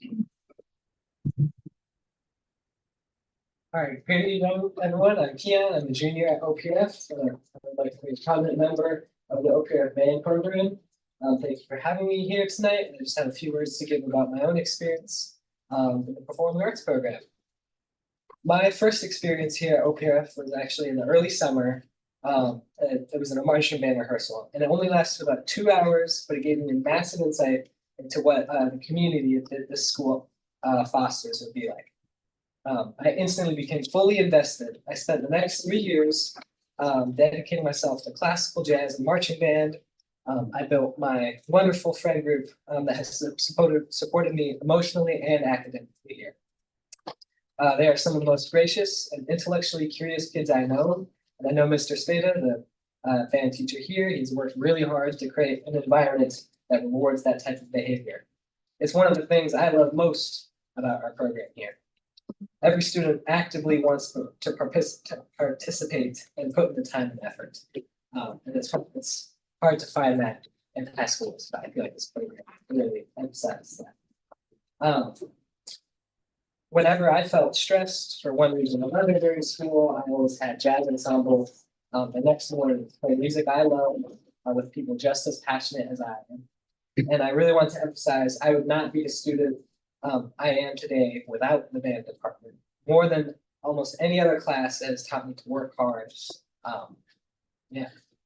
For a student that academics tend to come easier to, band has really given me a challenge and something I really need to focus on and develop that helps me with daily practice habits, hard work, work ethic. And it's been giving me the opportunity to participate in leadership across the board. And I'm definitely nowhere near close to the only student who puts their heart and soul into this program. For 2 continuous years, we broke the record of kids sent to ILMEA, which is the Illinois Music Education Association, let alone in District 1, which is one of the most competitive districts in the state of Illinois. This year we sent 55 kids, and then 23 of those went to represent OPRF at All-State. Schools are normally lucky to have 1 kid go, so this was, again, we're pretty good.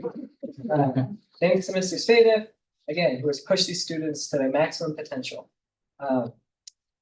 And then, again, our choir program got into IMEC last year, which is another state program. Jazz, we played at IMEC this year, and our classical band's doing it next year. So I'd like to think we are pretty on a roll here. And then actually recently for jazz, our jazz ensemble, we got selected to represent Illinois at the National Music Educators Association section in Oak Brook next year, but I just heard about that, which is it's gonna be awesome. And so again, that's just one more thing that we bring to the table. And then again, I don't know many other organizations at OPRF that consistently achieve as high as we do. And again, one last note, these new facilities will help further grow our community that our students and our director have worked really hard to construct. And I know they will allow for future generations of music members at OPRF to flourish and chase their passions under the band program. Thank you so much.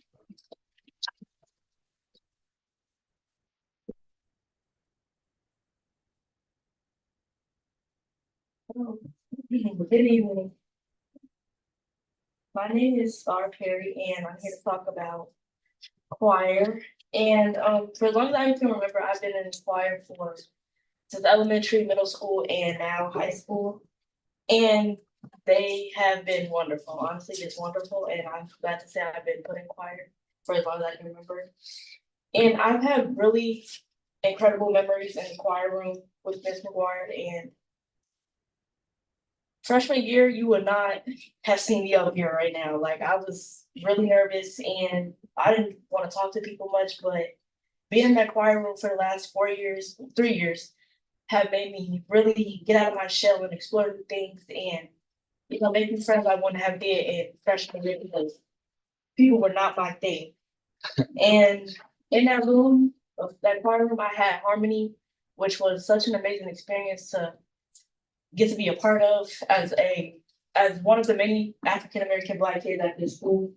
And it was really uncomfortable at first, but I'm glad to know I got through that. And I want to thank y'all for making harmony possible for me and my friends that did harmony for our last 3 years at OP. And connections are really awesome. My mom passed last year and it's been really hard. And my friends that I made here at OP, they have been wonderful, just amazing. They helped me get through that pain and everything that I couldn't get through on my own. And it's breaking my heart this Sunday that I graduate. So I won't get to see it what comes bigger than what it is now. And I've had so many great memories here at OP. So I'm gonna miss it. So thank y'all for having me and listening to what I have to say about the choir.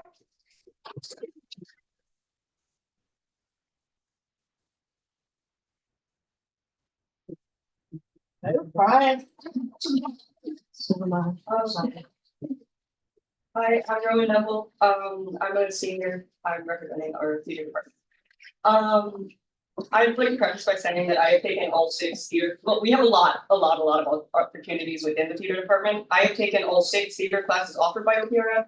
I am the 2025-2026 school year drama club co-president, Shakespeare Slam team co-captain, and I'm president of student-led acapella group called No Strings. I've acted in 12 productions here and done crew on 2, as well as production staff on 2, one of which I directed. Specifically during first quarter of this year, I was given the opportunity to direct in our Studio 200 space. I chose to direct Topher Payne Perfect Arrangement, which you saw in the video, because it offers a historical and still topical insight into the value of hiding yourself for safety versus actually living as a queer person. And I think being allowed to direct that show was very reflective of one of the best aspects of our theater department, which is the emphasis on student voice, as exemplified by even having a student director program, and how to use theater to explore aspects of humanity that interest you and to use theater as a vehicle for discussion, as we did in Rent and as in Curious Incident with Neurodivergence, and also The Crucible and also 1984 for obvious reasons. I think this is an incredibly special element of our department. It makes for a more impactful and it makes it theater as a whole more impactful and more accessible to people than many other schools, which would by no means be allowed to use theater in the way that we do. That is incredibly powerful and is a trait of our department favored by many of the students who participate in it. As a trans man, I know many schools out there that never would have let me act as a man on stage in the first place, much less direct the show that I did. And I hope that our department remains as inclusive and open and exploratory as it is, because that is an incredibly beautiful, unique thing. Thank you.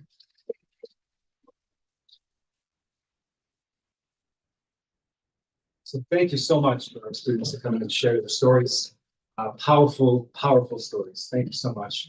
And I want to now, as we transition finally to FGMA, our architects, to go through what they have developed through this process. I do want to remind us very quickly that all the success, all the accolades, the excellence that we see year in, year out throughout the Farmingdale's programs is through the spaces that we currently have, right? Which is great, but these are spaces that are lacking in needed accessibility. These are spaces that have undersized classrooms across the board, whether we're talking about the practice spaces for band or choir or orchestra, but also the guitar classroom we have is in another space as well. Storage is a constant need. In fact, just 2 days ago, not related to this presentation at all, our outgoing performing arts division head came and begged me to try to find some extra storage space for. We have inadequate practice rooms across the board that are also not accessible, and we have a need for updated technologies. that's what spurred us to go this route. And so, with that said, I'm turning it over to our team. Thank you. Can I interrupt for just a moment, forgive me, but for our student delegates, just nine, I'm here at 9, so if you need to go, we understand, but just want to make sure that I did our typical announcement. Please go. So I need to take a little bit of a deep breath. I'm a little emotional after actually listening to some of those stories, and it's, you know, being an architect is a calling in many ways, like being an educator, being a somebody who's to be a doctor or whatever. But part of the reason why we do what we do with schools is exactly that the difference in kids' lives that these programs make, and that our support, you know, the facilities that they have, difference that can help make. And so that just hit home for me. So to speak to I need to, it's not it. I'll go to the next one. Okay, so just to kind of go over what we're gonna speak to tonight, just give you an update on the progress that we've made through schematic design since last time we were here presenting concept, share the current plans and kind of point out where some adjustment has happened, then share where we're at with the exterior design, which was not part of the concept, that came as part of schematic design. So we'll share where the group landed with the exterior design. You'll also notice it indicates alternates. So we have been thinking about ways that they're, you know, even though we don't have the estimates coming next time, what are some options if there are needs to, you know, bring the cost down, what could happen there, and then just kind of go over what some of the next steps are. So you can go to the next page. So where we're at now, we have had additional meetings with the Imagine 3.0 committee, which includes exterior community members, with the facilities committee, and with the internal program department heads, and with the administration. We submitted the design drawings to Gilbane. They are working on the estimate, and that's really where we're at right now, is that we're reconciling that, and we'll be ready to bring an estimate to the June committee of the whole meeting in a couple of weeks. As part of this process, we did coordinate with the 10-year plan update. So there were some things that shifted in recognition of this work, and making sure that we're not doing anything in, let's say, the 10-year plan that would then be impacted in a negative way, and work have to be redone, or just coordinating things with the potential for this project. As I mentioned, we're on track for presenting the estimate in June, and the decision making hopefully by the end of June. You'll see at the bottom of this slide that it goes through that process, but also there's a process with the village for the plan development application, which we had to go through for project 2, which is because of the size of the construction and the addition renovation of this, we need to go through a plan development application process with them. So now that we, once we get through the June work, and if the school board votes on a scope, then we would go and bring it through that process, so that we know that we've got all the approvals necessary with the village. And so we would plan to start that in July and work on that over the summer. And then, you know, obviously once a decision has been made on budget and scope, then on the district side of things would be the funding determination process based on those real numbers now, right? So advance the next slide. Okay, so to kind of to come into the plan, we're starting at the bottom and working our way up. And so in this area, there are not huge significant changes from concept that we presented, but as a reminder of what's here in the basement area, there is the wrestling spaces. We did, based on feedback and conversations, we actually divided this into 2 different spaces instead of a 3-mat space. The feedback we got was that it would be better as 1 2-mat space and another individual space. So that is, that update was made. You have the trainers space, which is to the right in the blue, and that space is directly below where you would come in the entry from the west fields. That elevator is right there. So while it is in the basement, it is directly below that entry and has pretty as convenient as possible access from the fields and the field house as we could get. And then in between there are the remaining locker rooms for the cross country and tennis and wrestling. And so the programs that didn't have locker rooms in Project 2. So, and then to the right-hand side, you'll see in the kind of greenish color are some of the theater spaces, support spaces that are directly below where the black box is at the first floor. And so there's a rehearsal space down here. We did add a internal stair that comes directly down off of the black box so that students that are performing can get straight down to the dressing rooms that are down here without having to go through any of the public spaces. So not a lot of significant changes since concept for this set of plans. At the first floor, so this is the hallway that you see is the hallway in front of the field house that connects over from Project 2 would be at the bottom of the page, and the west fields are up at the top of the page. And so that entry area is really the pre-function space that you would come into for the black box theater, which the idea is to have a similar kind of entry, celebrated entry as you'll have over on Project 2, that you would come into this area and this would be kind of the celebrated entry area for the performing arts side of the building. There's a ticket booth right there next to that entry area, and then the access to the black box. And so this pre-function space would be kind of the gathering space. There are toilet rooms in the gray, right near, directly accessible to this. And then the stagecraft is the smaller green box off of the black box theater area that is in the back of house area for that. To the purple colors are the musical performing arts spaces. The one space over here near the black box is instrument storage.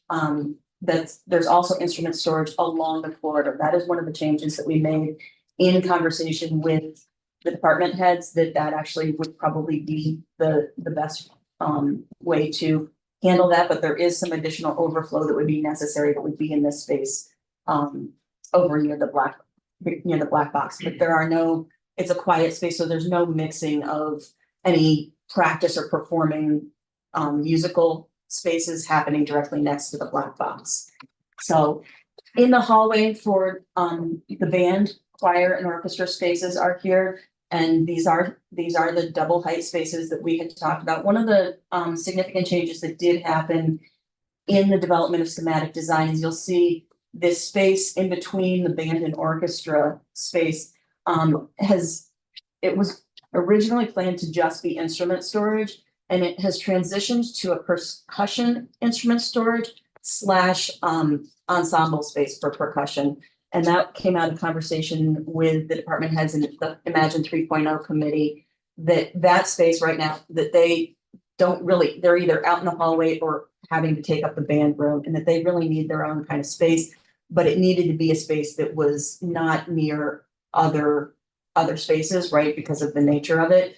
So we kind of combined their storage, and that's their space, and it's in this hallway. So that was one of the developments there. There is some field house storage that we've added into this plan to accommodate the loss of some storage with the tearing down of space to rebuild here. There's a couple of practice rooms that are off of the choir room, which was also, again, part of feedback to retain having some practice rooms directly off of that space for the way that they function. You'll see in the back to the right-hand side of the plan, there's a light blue space that says trainer's treatment room. So right now, there's a couple of these peppered throughout the plan. That was something that's like a moderate intervention, not significant, just a small renovation of that space to give them additional spaces directly adjacent to the field house there, you know, and some other spaces that would give them kind of satellite spaces to use that would require minimal intervention. So then going up to the second floor, this is the one that kind of got the most attention and rethinking, which we acknowledged at the very end of concept with some of the conversations we had with the Imagine 3.0 committee and with the team, was that we had to figure out how to get better supervision of the practice room spaces, how to make it work so that they were easily supervised. And so we spent a lot of time working on that. And so you'll see that they're peppered all along hallways now, so that they're no longer in these, like, they used to be like these fingers going down. They're no longer in that we intend to have not only glass in the doors, but a side light as well, so that there's a decent amount of vision into those spaces. But there's also, you can see directly in the middle of this, there's the music office. So there's teachers, their offices are directly in the center, in the heart of these spaces. So there will be better access to supervision. You'll also see at the end of that indentation there, that the control room is there, and we've actually extended that out to overlook and angle into the band and orchestra space, so they'll have better view of those rooms for when they're working in there. So up here is mostly the ensemble and the practice rooms. To the right-hand side of the plan, again, is the theater performing arts spaces. So you'll see the double height space of the Black Box Theater. There's a long control room along the full length of that. That was feedback from the theater consultant that is now on board as part of schematic design.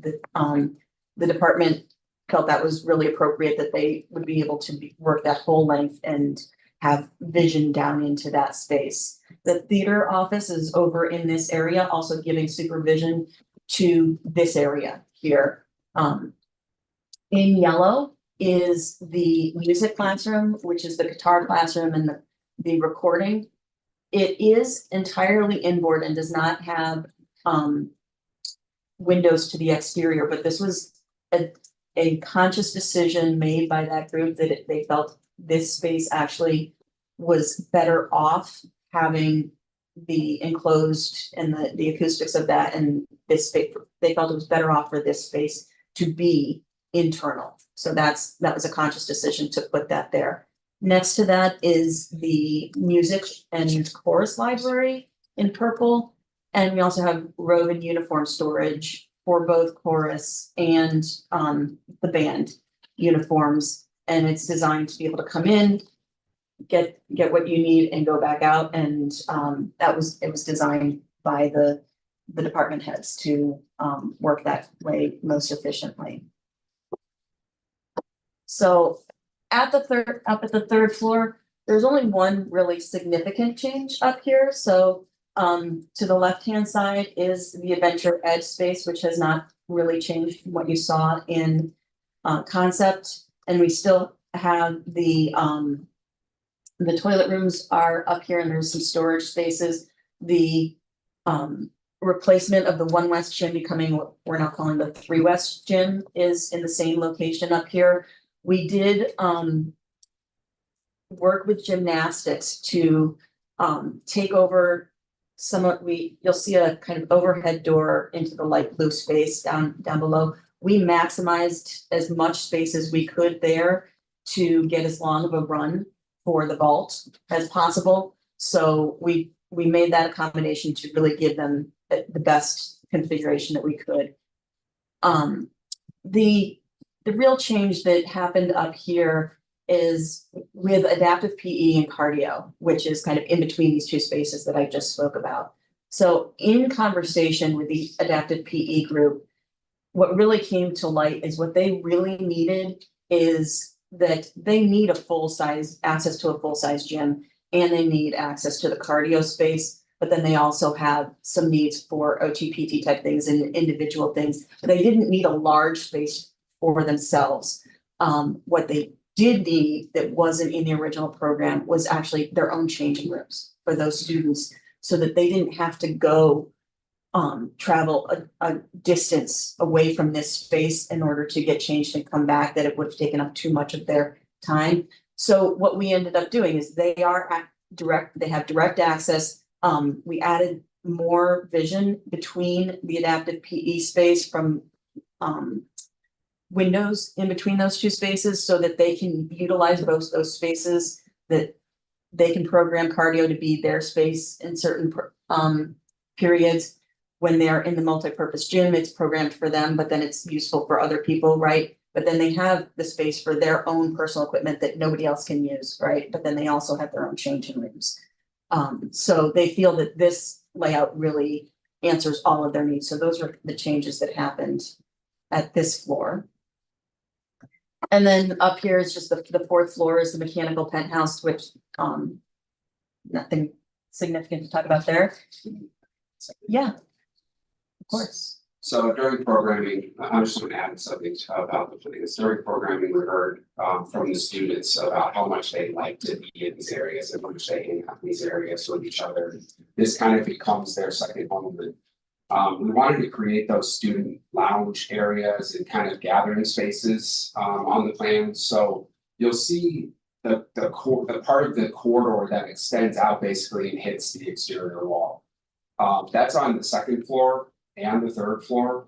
And the reason we did that, we kept program out of that space and kept that open space in the corridor for multiple reasons. One, that becomes now a larger gathering area centralized in this Act 3 edition, where people, you know, in the music group or in the PE athletic group can come and hang out and be in this space. It also allows natural light in, which is really important. So as you come into this Act 3 edition, natural light will spill into all of these corridors and circulation spaces. So it's not kind of a dark dead end into rooms, I don't know where I'm going type of space. It allows you to kind of get a sense of where you are, see out towards those west fields and the stadium, hang out in that space, be there, you know, whatever time you want to be there. So that was an important piece to the plan and something we worked on these floors.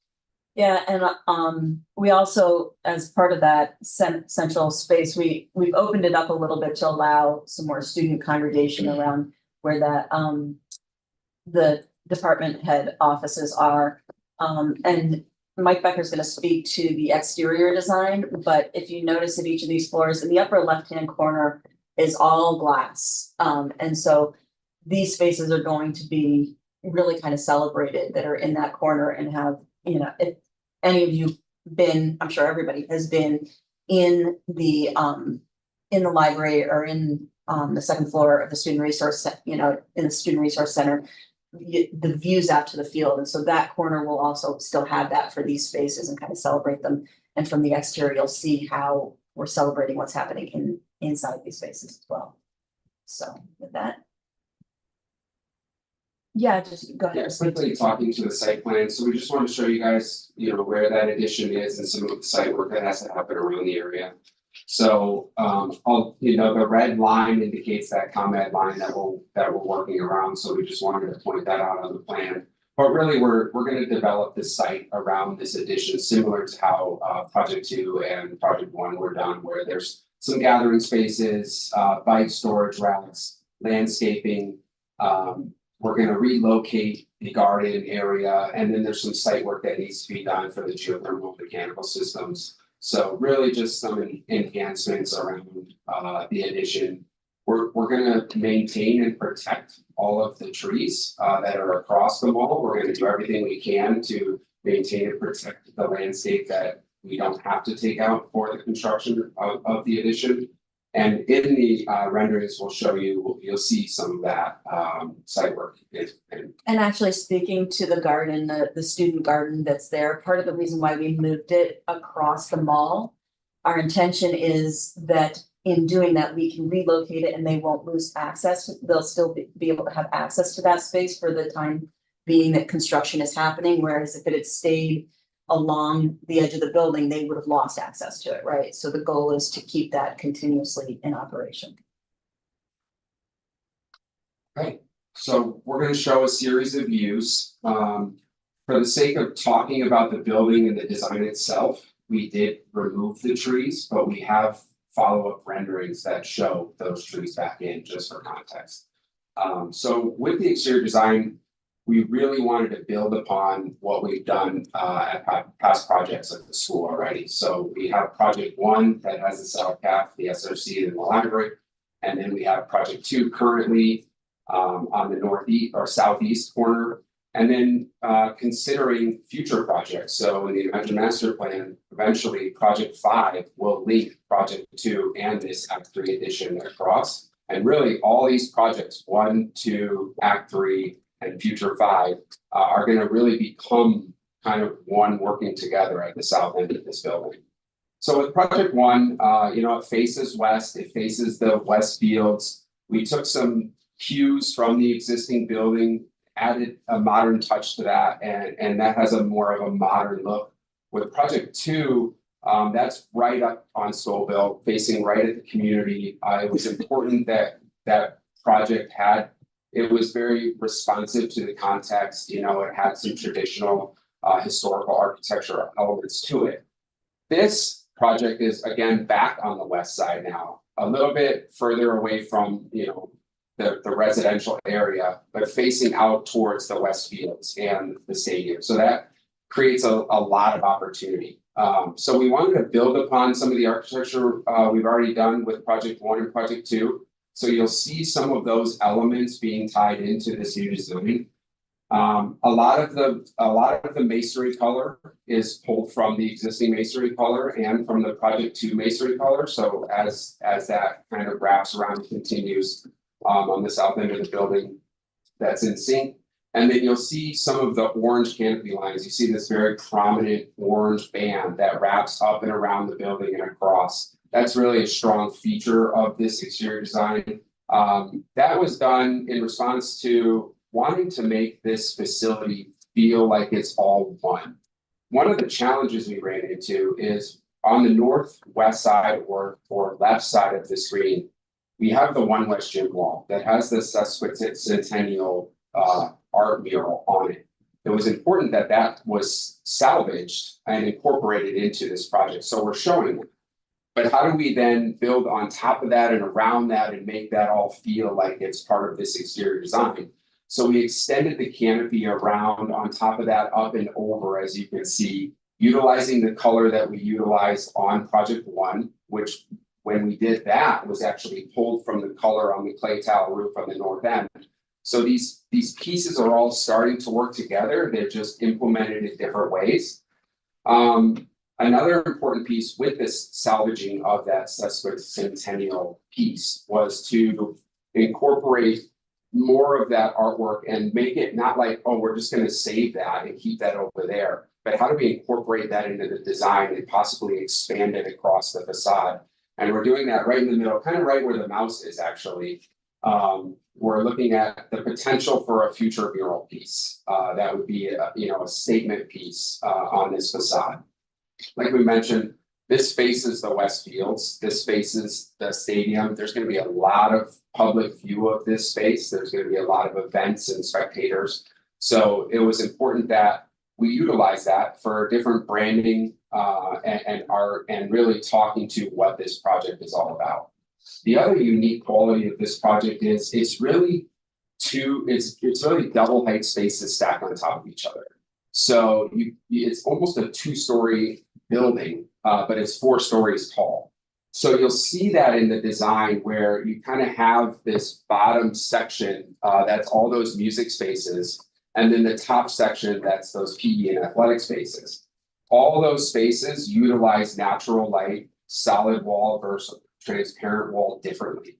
So the whole exterior really needed to balance the use of needing solid wall in the music rooms to have acoustical treatments, but still have windows for natural light. You have the athletic spaces that want windows for natural light, but they're active areas. We want to protect the lower parts of some of those rooms, like the adventure ed space. So the different use of solid wall versus glazing was really depicted by what the space inside is. And I would say too that with we brought in some subtle branding of the school colors, but also when you're sitting in the stadium, your view is directly to this corner. So, you know, we're still bringing in school branding with the OKRF, but we didn't want to do it in a way that felt athletic. We wanted it to be in a way that, you know, was branded to still say that this is, you know, the performing arts portion of the building, right? So here's that view with the trees that would all be staying and stuff and protected during construction. Now, this is coming up closer to the building and looking at the entry. We really looked at creating this grand entry, and you'll see some of the materiality really enhancing that entryway and speaking to and celebrating what this project is all about. And so we've labeled it the Imagine Center for Performing Arts. You can see how powerful this entryway and experience is going to be for people coming in for performances, for, you know, going to the Black Box Theater or the auditorium or whatever it might be. So that really wanted to be celebrated, and we feel like this entryway was the place to do it. And that name is a placeholder, it can be whatever, but it should be, the idea is that there should be a name to this area of the building that celebrates it, so. And then here's another view of the trees in place, and that's the garden that would be in front. We also have some outdoor gathering areas that could be set up so that, you know, as you come out of the pre-function space, you don't go directly onto the mall area. There's some gathering and landscape areas there right around this southwest too. And then here's that southwest corner where Allison started to talk about how there's that full height glass. This is as you guys may know already, this is a really open corner that from Lake Street, you can see the building, and then from the building out, you'll be able to see, you know, out towards the baseball field and south and towards the stadium. There was an opportunity here to really create a special space inside and outside the building here. So in this corner would be the Adventure Ed space on the upper floor. And we actually located the climbing wall in that particular area. So you have this big vertical element that actually at night or, you know, at dusk or whenever the lights come on, people will be able to see in that space and they'll see the activities going on in the building. And that'll be something that should be exciting, and kind of you're showing off these unique, cool spaces that these kids take a lot of pride in being part of here.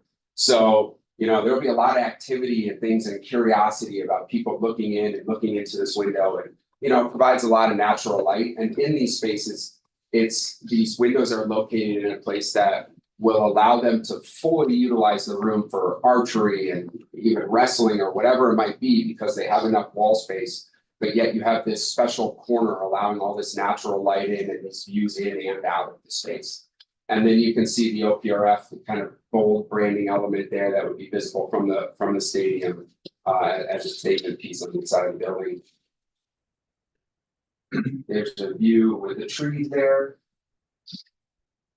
And then over here, so just off to the right, so on the right side, you'll see the parking garage. But right behind that gray box, you'll see the new addition sort of continue beyond that. Some of the Project 2 architectural elements are being pulled back in this area. This is the stair. This is actually mirrored across the field house from the Project 2 stair. So we see this as a way where when future Project 5 happens, we have architectural elements that will then allow us to tie Act 3's addition to the Project 2 addition so that it looks like it was meant to be a single project, which is the intent as we understand it in the Imagine master plan about how the sequence of projects was set up so that eventually this is one big finished space on the south end of the building. And then Allison mentioned some alternates or considerations that have been studied, being SD, you know, just working through the estimate and looking at ways that we can be able to make decisions about the cost or what the visibility is later on. So Sorry, I don't know if Greg, if you want to speak to the thought process, on the left-hand side are some of the options we put together, but then there's the reasoning of, the administration on their thoughts on that, so maybe we can share what they are, and then you guys can speak to your thoughts on that. I missed the first part. You want to share what first? On the left-hand side is what these options are, but then there's the thought process on the district side, administration side of each of these options. Yeah, I mean, we could go through these. I think these really kind of in some ways speak to themselves, Right. right? So there are a lot of different options that we considered for, as we asked ourselves, do we need all the spaces that have been designed here? Are they really, and if we were going to go, with a smaller design one way or the other, where would we go and how would that happen? And what this chart really does is provide a little, a little guide for how that kind of decision-making unfolded. If the board has questions about any of them, please feel free to bring it up. But I'll just very, very quickly say that, you have, salvaging, the mural and all that you see here. The most important thing is we know that we need the black box theater to be a double height space on the first floor. Not negotiable, we need a black box theater in this space. There's a basement that we need to consider. And there is relocating that One West gym above the black box theater. As we vetted both of those spaces and we took a look at the programming needs that came to us, we decided it's irresponsible for us at this point to say, nope, we don't need those spaces. There's no way we're coming with that recommendation right now based off the feedback that we got from our students and our teachers and the original intent of the Imagine. I'm cheating ahead of the next slide, however. We have decisions to make with this. So now you're seeing the real thing. You're seeing, the complete programming design. Next time we meet on June 11th, the cost estimate is coming, all right? We're going to take a look at what this design, considering that we eliminated these cons, the complete programming needs being met. What is that cost estimate going to be? We're still working on that, but it's going to be ready for us June 11th. After that, at the June 25th board meeting, what we're asking the board to consider is really a two-step decision. The first decision is really to kind of set the scope of the project and therefore a potential cost at this point for the project, right? So based off of the cost, is that being a key data point for here for the decision? What should the scope of the project be? Are the cons that we eliminated here ones that the board eventually is going to support? That's a key question. And so as part of the design process, we went through and figured out what it would take to do each of these things and to get some cost for those things so that it's understood. We're ready to go if those are decisions we need to make, of course. And then the next decision is the next phase of the construction and design process, right? So this takes us through schematic design. The next phase is design documents. We'll talk about that at a later board meeting, but we're going to be talking about that as well and at the June 11th. Okay, so that's what's in front of us right now. I cheated. I did this slide and the next slide in one foul swoop. I'm pretty proud of that fact. So I think at this point, I'd like to open it up for any questions, comments, thoughts. And thanks for keeping me up for that. Questions?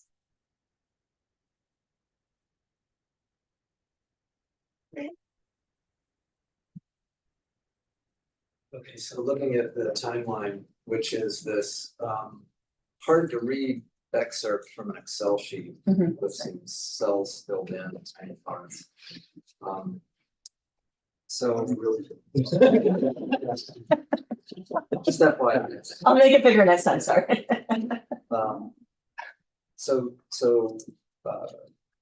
June 11th, estimate and potential VE presentation to the school board.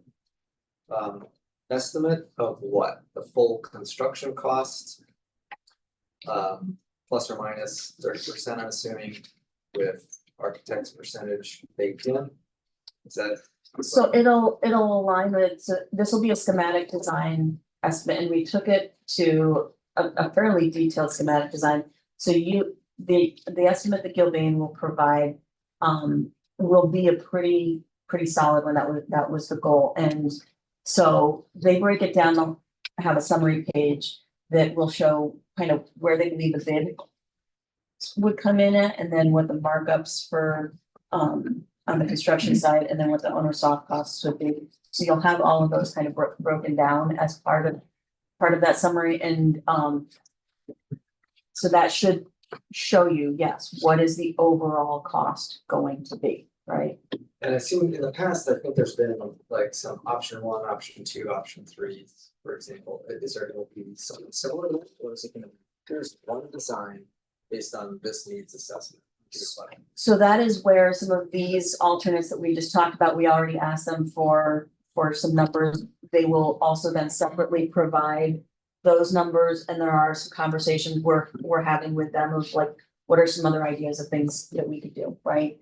What is VE stand for? Value engineering, it's a fancy way to say bringing the cost down, like making, so basically what we put out there to them, what you'll see is like the base, what we call the base bid will be the not making any, not trimming anything, right? That's based on the conversation, the programming, what is considered the ideal. And then there's some options to cut back to reduce costs. Okay. That will be part of that. So on June 25th, board discussion and vote on scope and budget. So that would be the vote to adopt, yes, this is the version we're gonna do at this price. Okay. And then can you explain during the summer, what is the plan development application process? So I had mentioned that at the very beginning of the presentation. So when you do any type of construction over, I want to say it's like 25,000 square feet or something. I want to say that is the number that the village said that you have to go through a plan development application process. Oh, okay, this is with the village. That's with the village. So it's just, but we really need to know exactly, like, we need to bring to them, here's the proposed plans and elevations of what we're looking to do. Obviously, at schematic design, it's not the final, right? But it's a decent level of certainty if this is what the project will do to get approval of the plan development application or plan development. So I think we all know that the way to fund this would have to be through a referendum. So if you were to put a referendum like that on the ballot in the spring of 2027, in between this summer and that referendum date, at which point, after which a vote occurs and you will know if you actually have the funding to do this or not. What kind of expenditure could be expected during that period between this summer and next April? Well, it depends on, I think Greg suggested that there is the opportunity to do the design development process, which would have some additional design fee costs, which will bring forward an authorization for that with a proposed fee percentage, and we can talk about that at the June board meeting, exactly what that would look like. Exactly what that fee would be. Our fees are generally based on a percentage of construction, so exactly what that fee would be dependent upon what budget gets approved, right? So I can't give you an exact number there, but we can start talking ballpark once we, next month, of exactly what that would be. Does that mean June 25th, board discussion and vote on scope budget? That would be both, here's the total scope and its associated total construction cost, in addition to how many dollars we're willing to spend in the intervening period prior to the referendum, effectively working ahead under an optimistic assumption that a referendum may pass. That's exactly it. Okay. They would So be we will separate discuss votes. that on the 25th. That is the discussion on, that'll be teed up on the 11th and had in depth further out on the 25th. All right. So we'll get the estimate presentation on the 11th, but bulk of the discussion will then actually occur on the 27th. I mean, both the same night. I think I anticipate actually a lot of discussion on the 11th. Depending on what the cost estimate is, what's the relationship between the cost that we see and the scope that we feel we need, right, for this project. Okay, That'll I'm be glad you a said lot that. on the 11th. I'm glad you say that because it would seem like really lots more discussion actually on the 11th. Absolutely. If we were gonna actually vote on something. Absolutely, right. My last thing is more of a milestone or milepost insertion here because we fortuitously happen to have a CFC meeting on June 16th. So it'll be great to take what we see in here on the 11th, discuss it at CFC, and have the benefit of CFC thinking on June 25th. And I just want to clarify, the authorization for DD would be a separate vote from setting your budget, right? That's a separate, a separate decision. So you can set, you don't have to authorize us to do design development when you set your budget. When you set what SD will be, you're gonna approve and decide what the budget for the project is, and then separately have discussion and, our project authorization to do design development. Thank you. Was your question? No. Okay.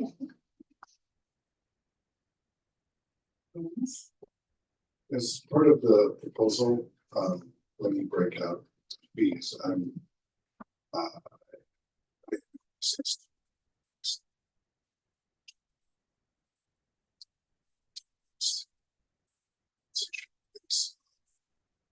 Costs because costs materials. Sources based on that time as the service level doesn't make a lot of sense to me to start more construction.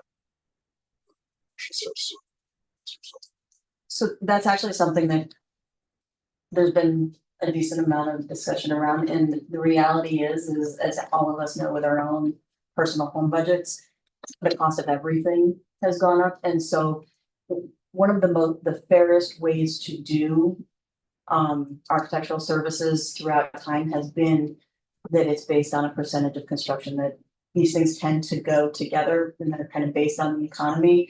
And so it's, 30 years ago, the same set percentage of construction is still a similar kind of profit margin and cost to budgets when it moves with the economy. They move kind of together, right? So like our internal costs have gone up in the same way that construction budgets do. So it tends to be the fairest way to do things. And I think Tony can speak to, I'm speaking from an architect's perspective, I think Tony can speak to that it's how it's done in the construction industry. We can, there are other ways of doing it, but any kind of flat fee would really start from a typical cost of construction and the effort, and so. Understood. And the percentage changes based on the cost of a project, so like the more costly it tends to be, like you saw for project 2, as an example, our percent of construction was 6.4%, but our percent of construction for the summer projects is at 8%, because with a smaller project, there's not the same scale down of effort. There's still a certain amount of effort necessary, and that's common across the industry with architecture. It's not. If I ask you to design something for 100 square feet of linoleum floor versus 100 square feet of marble floor, the effort that is exerted, the time that is exerted from a professional standpoint is equal, right? Obviously, the marble floor will cost a whole lot more than. And so I guess, from that, yes, I understand that everyone needs to make a living, right? But and I also understand how tying compensation to the cost of the construction could be beneficial, but I'm asking for alternative models as well. Sure, we can look at. We can look at that. Thank you. I just have comments and these are really interrupted by my colleagues. I was starting to go on to the Act 3. So that's a chance to sort of watch this process. I over the last few months with I watched FGM interact with the select committee. And so just so takeaways from sort of how the process has unfolded. There's been there's been a real opportunity for faculty input into this and faculty engagement in this process. I have watched firsthand as over multiple meetings, the faculty members who are working in these spaces every day, they've been able to provide feedback, and that feedback has been incorporated as we see iterations. That was one of the questions I remember. You may remember this. That's one of the things that we were asked about back in 2017 during the original Imagine project. I remember people from our community, really questioning: are the faculty on board with this plan? Faculty that consulted, are faculty going to be on board with the ultimate solution? And I think that's something that we can be sure of with this solution that's being presented to us. Faculty engaged, consulted, they're fully on board with this particular solution. There's also been a chance, as we heard tonight, there's been a real opportunity for students to provide input. The students who are using the spaces, particularly with our performing arts kids, we know these are safe, welcoming spaces for a pretty important contingent of our student body. And I really appreciate how FGM has listened to that feedback and has centered that need for our student body, and we've incorporated that into the plans as well. That's really important. So that's important for us to be cognizant of as well. These are functional learning spaces, but they are important at that aspect of listening to our students and incorporating that feedback. That's really important. Just one other thought, which is we are a well-resourced community, but we are a rational and reasonable community. Again, going back to the original Imagine project, one of the things that we told our architects at the time, one of the things that we repeatedly expressed to FGM through Project 1 and Project 2, and now with Act 3, is that you can't give us solutions that are in any way frivolous. We're not going to accept excess. We're not looking for the Taj Mahal of solutions. We're looking for functional 21st century learning spaces that are going to be usable by our community for the next 50 to 100 years. And to my eye, as I'm looking at these designs, that's exactly what you've provided. That I'm not seeing anything that would be considered to be frivolous or excess or anything other than really functional. So I appreciate you being responsive to that message from us and providing us with an appropriate solution. Yeah, I want to echo what Tim just said. I was really struck by how evocative the design is of both the emphasis on student community spaces, but also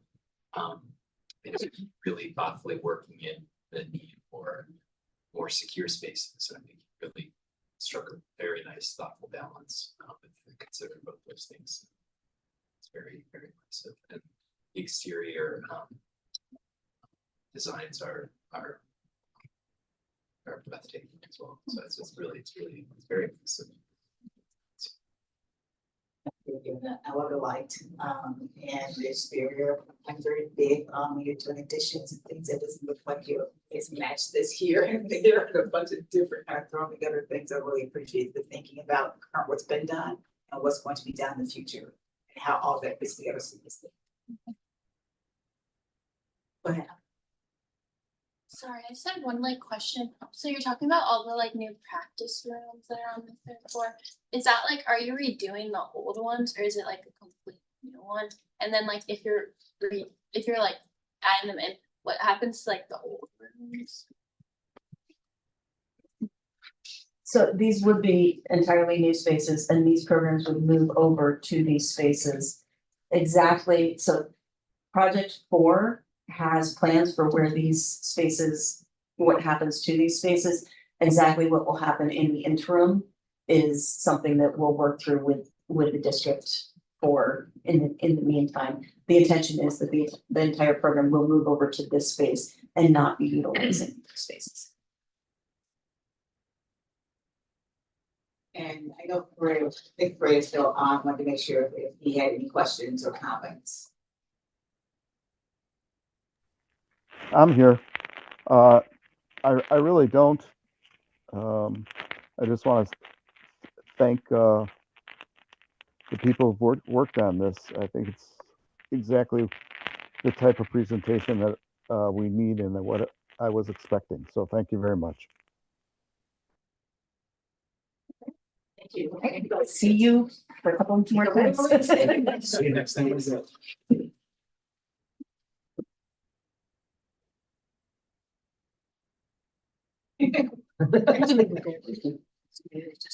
Thank you. Coming to us from a controller. And now, we're gonna move on to our student learning update.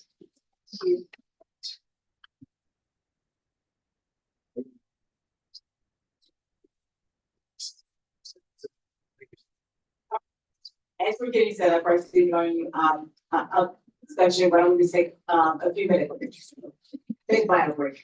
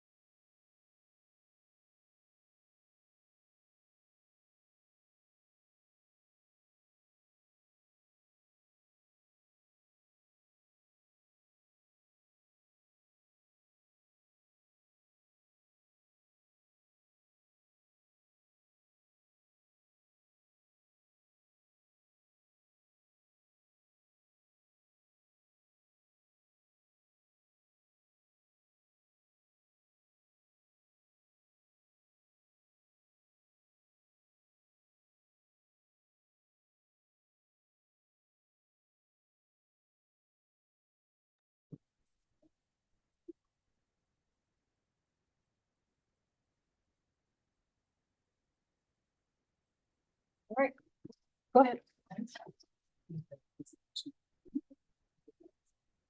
Why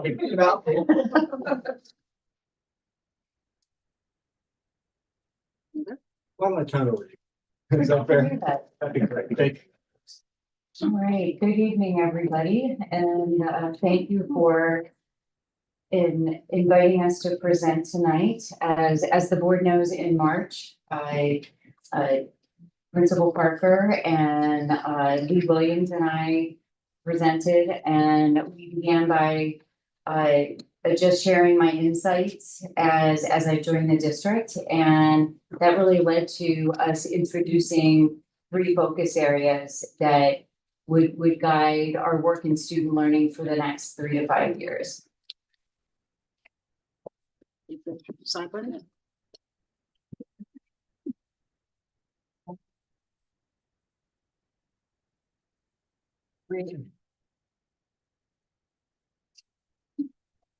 Go ahead.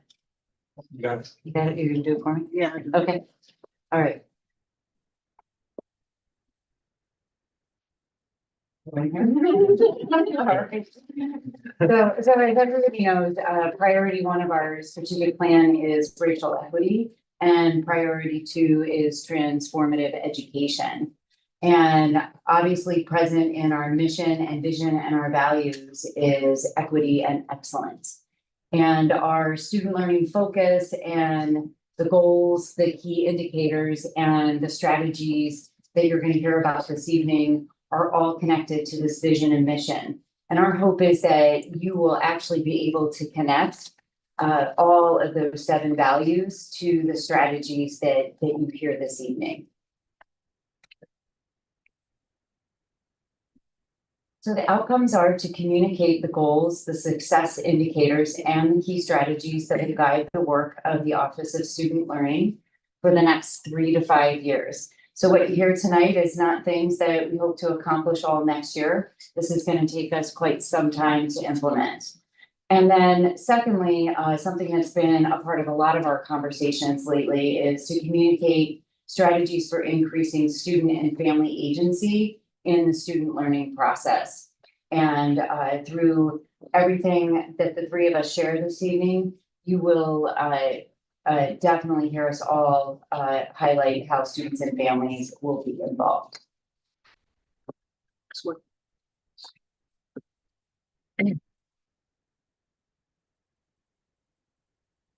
Okay, so one thing I didn't do as we got started is Principal Parker will be presenting this evening, and Matt Preble, who I don't think we've had at the board table yet this year, except you saw him at the podium. So Matt is our division head for career and technical education. So he's going to be presenting on the college and career pathways tonight as we move forward. All right, so our goal always is to improve student learning at scale. And if you remember when we presented in March, what that means to us is that all students achieve high learning outcomes. And we believe that happens through ensuring that our students have access to and meaningful benefit from their educational experiences, that they have representation in decision-making and in the materials and the learning experiences in the classroom, and that they have full participation in those learning experiences as well. All right, so here are the 3 focus areas again. The first one is academic growth and achievement. The second one is relationships-rich learning environment, and then followed by college and career pathways. And you may be asking, we have a strategic plan, why do we need focus areas? One of the main reasons for that is that it allows our staff to have a shared purpose and have direction. And it also helps people like all of us to avoid implementation overload for our teachers, so that they can focus very directly on this work and have confidence that we'll commit to supporting them in these 3 areas over a sustained period of time. In addition to that, the focus areas really help us capitalize on the power of collaboration. And if we think about the individual teacher and the classroom that's represented in the center of that graphic, our teachers are absolutely our greatest asset in supporting our students and helping them learn and grow. They are empowered and stronger when they work in collaboration with their collaborative teams. That's what the TCTs are. And then their strengths grows in numbers as they work with their division. So if we can have the individual classroom teacher focusing on those three areas within the classroom, then collaborating with their peers and their colleagues in their teams and their division, their efficacy, their strength, and their purpose grows. And then again, with the school leaders in the community, we also understand the focus, and we can channel our resources and our efforts to support them in that work. Okay, so now we're going to do a deep dive into the three areas. Before we do that, I just want to set us up a little bit and understand how we've organized this. So each of us will present one of the focus areas, and we have 2 slides. And on the first slide, I'll just draw your attention to that high-level goal. It's a high-level goal, it's an aspirational goal, and it's not a SMART goal. And it's not a SMART goal because this goal is really written for the teacher, the collaborative team, and the division. And we are much more likely to have the motivation and the interest when teachers feel that they can directly impact the work. And so if we were to write a SMART goal, it would probably have a percentage of increase like they typically do. And those type of goals very often steal the creativity and the innovation, and they actually can drive a narrow focus on standardized tests. And so if we follow that logic a little bit further, there's still SMART targets and SMART metrics in this. So now I'm going to take you over to the lagging indicators. So the lagging indicators are really, you'll see on all the slides, we're focusing on those indicators that we share with you every October, I think it's October or November, from the school report card. And there are heavy metrics in all of those indicators. We're not going to focus on going through those tonight. Our school report card has changed, but we'll briefly mention what they are. Not to be morbid at this time in the evening, but we can think of the lagging indicators as an autopsy.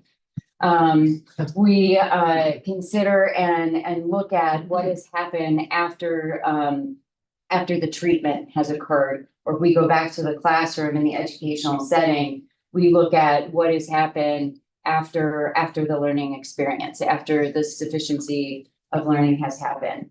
If we move over to the leading indicators, they're more like the checkup. And in checkups, when we learn what our progress is, we can do something about increasing performance. So when we're working with our teachers and our teacher teams, we'll be focused on those high-level goals and then the leading indicators, because our teachers have the power to change and adapt and move the leading indicators where they have less influence on those high-level lagging indicators. The second slide that we all have are key strategies, and those are key strategies to be implemented over 3 to 5 years. Okay, so now if we're on the same page on the organization, I'm gonna move through academic growth and achievement. So the high-level goal is to improve student learning at scale for all demographics. Focuses very highly on our goal for equity and excellence. And those lagging indicators come from the school report card. ISB has core indicators for academic achievement, academic progress, and the graduation rate. And there are also three elevating indicators, but the one that is most relevant to this goal is the English learner progress. For the leading indicators, speaking directly from the classroom, the teachers and those collaborative teams, the indicator is increasing the number of students demonstrating proficiency on grade level standards. And what that really means is that if we have all of our assessments aligned to standards, that those teacher teams can actually analyze the number of students who are meeting the standards and really make decisions about what to do for those students who aren't. The second one is to increase the number of students in the core curriculum. Now, we got a lot of feedback about this bullet point from our teachers today. And we don't mean core curriculum as in core versus elective.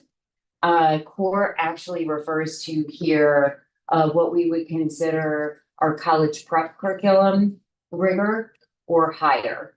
And you can also think about that as curriculum written for grade level standards or to national standards.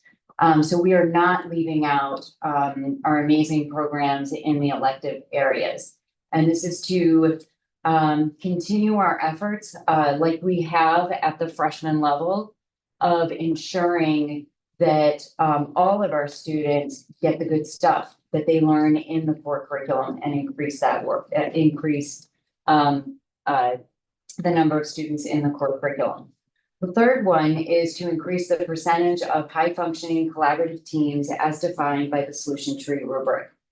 So we will be supporting our teacher teams by training them with solution tree and giving and systematizing how our teams work so that they can go by student by standard.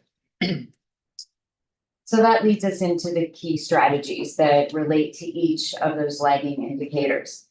We talked about the first one in the last presentation, and that is to really shore up the infrastructure of our curriculum and our assessment and our grading system. And that's by ensuring that our course outcomes, the summative assessments that the teachers write and measure student performance, and that the way we communicate grades and the way that kids see their grades in the grade book all link and make sense. We will also, we already have our division heads this year. They've been studying instructional practice and defining through the instructional core the practice that they want to see. They've tied that practice to research, and they are prepared and ready next school year to provide professional learning on those instructional practices. We will also be implementing those professional learning communities, those collaborative teams, which I've already spoken about.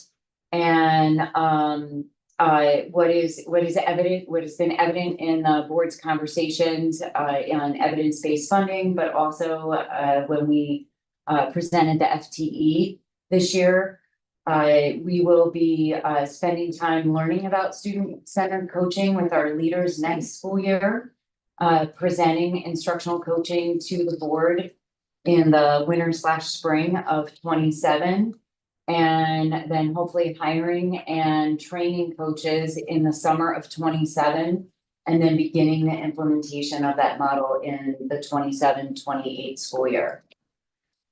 In terms of establishing structures for student and family engagement, the first thing is when I talked about representation and decision-making is to implement, and this really crosses over into what Linda's going to share with the developmental relationships framework, is building in more agency and choice in the curriculum for the students, but also having some formalized structures, like some of those we had early on with the freshman curriculum initiative, where we actually collect feedback from our students in a way that we can maintain and sustain that data collection process over time, and that we collect feedback from our parents about the learning experience, and then to use that to make shifts and changes, even involve them in some of the design.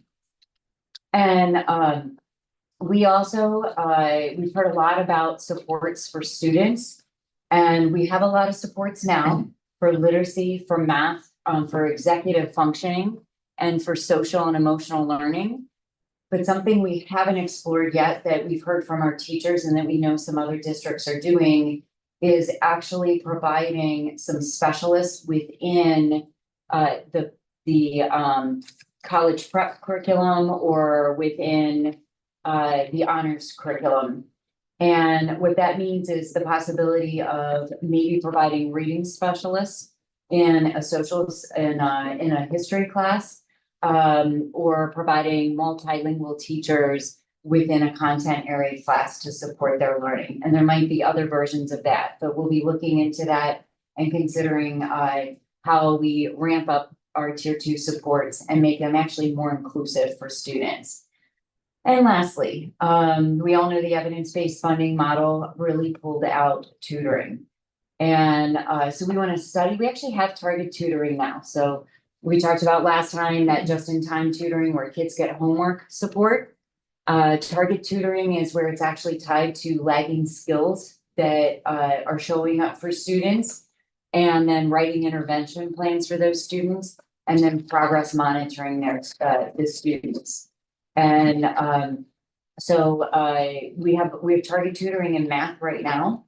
And then of course we have our tutoring center. So we want to look at those resources and other resources, get more of our staff involved in understanding the research, and then studying the means to implement more target tutoring within the school day for our students. So with that, I will turn it over to Ms. Parker. Thank you. So as we put our focus on improving student learning at scale, relationships and rich learning environments has to go in conjunction with our academic focus that Jen just spoke about, in order to make sure that we're looking at the child holistically as we go through. So our high level goal here is to increase the number of students who report positive impact and a greater sense of belonging from interactions within the school building. This is not isolated to just within the classroom. We're trying to do better at communicating that in order for us to achieve what we are trying to do within the classrooms, we must understand that everything we do in this building is to support what's happening in the classroom. In order to do that, we've got to give individuals like tools in order to shift that culture. Within the classroom, we've already have embedded in our Danielson evaluation rubric, domain 2, which speaks to the environment. And so that's something that we've always had an eye on in the classroom, but I'm also talking about refining what we're looking for in that space in order to include cultural competencies and ways for individuals to feel as though they're reaching all students in the classroom and not leaving anyone behind. So when you look at the leading indicators here, you will see that the very first one is involving something that the board actually voted on and is allowed us to have access to for this year coming up. And that is the developmental relationships framework. So with the Search Institute coming in order to work with us on that framework, we informally presented that to our staff to let them know that administratively we were looking at that. We are now receiving the formal training in order to access this, not only with the administration, but with our teachers so that we can bring this to the classroom. We recognize, because there are 5 domains, that it's a lot at once. And one of the things that if you're ever in a school system, what you'll hear a lot of is the next new thing or another thing that's being expected of us. This is not to be seen as another thing. It's the refinement of the thing that we do so that we can make sure that we're touching and reaching all students. And so we're focusing specifically on the first 3 of the framework. That is expressing care, challenging growth, and providing support.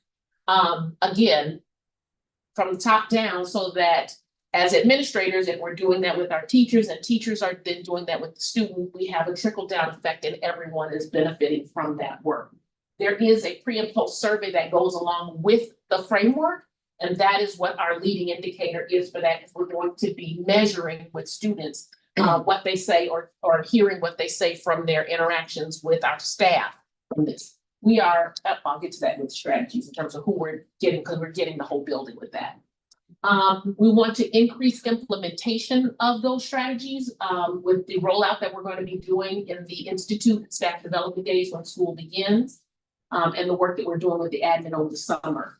To increase student classroom attendance is big, and it's specific to being classroom attendance here. Because the one thing I want to delight you in is most of our students come to school. They come to the school building, and we are excited about that. What we also want to make sure of is that they are in the academic environment of what they are programmed for. And so that is something that we're trying to do, to figure out the engagement level of our students in the classroom and what's capturing some and the majority and what might not be capturing others, so that we can make sure we're filling that gap and making them feel as though they belong in the space and that their presence is needed and purposeful. Increased percentage of students who respond positively to behavioral interventions isn't also intentionally worded that way. We do not want to shy away from teachers or staff who need to report incidents. But what we want to do is to make sure that students who have interactions with the behavioral system have more positive outcomes when they return to the learning spaces. And that is something that we've gotten feedback from teachers where they're sometimes like, we don't see the difference. It's like how we work in community to make sure that students are coming back to the learning environment, ready to engage, ready to learn, understanding what may have happened in those incidents so that they can move forward with their teacher and within our hall spaces. And then one that we talked about here at the board table as well, equitable participation in extracurricular activities across all demographic groups. One of the things that I've been working on specifically with our activities director and our athletic director is understanding the value of marketability for students when they participate in extracurricular activities, which is different than just being attached to trusted adults in the building. Because some people will say, but they have a trusted adult, but can they market that to say, you know, who they're going to be and who they will become after they leave this building?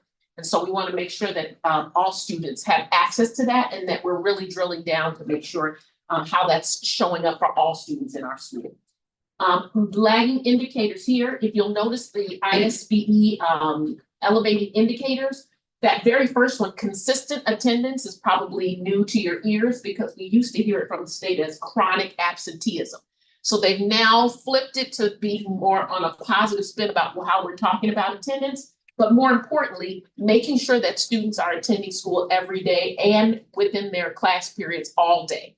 And so that is one of the indicators we'll be looking at. The 5 Essentials survey is one that you're also familiar with that we do in February at the school. Is also running up against Panorama, which is the all school survey that we do that helps us to be a little bit more specific to OPRF. And one of the things we've been discussing as a school is that Panorama is now also allowed to replace 5 Essentials as the survey we do for climate. So we're having discussions on what we think would be best to serve our school population and get the data that we need to actually turn it around to help our students. So right now we do both. And so we're considering that next year we'll do both, but that might change as we go forward. And then student discipline incidents and student engagement in extracurriculars are also indicators that we will be looking at. Again, to Jen's point about not having specific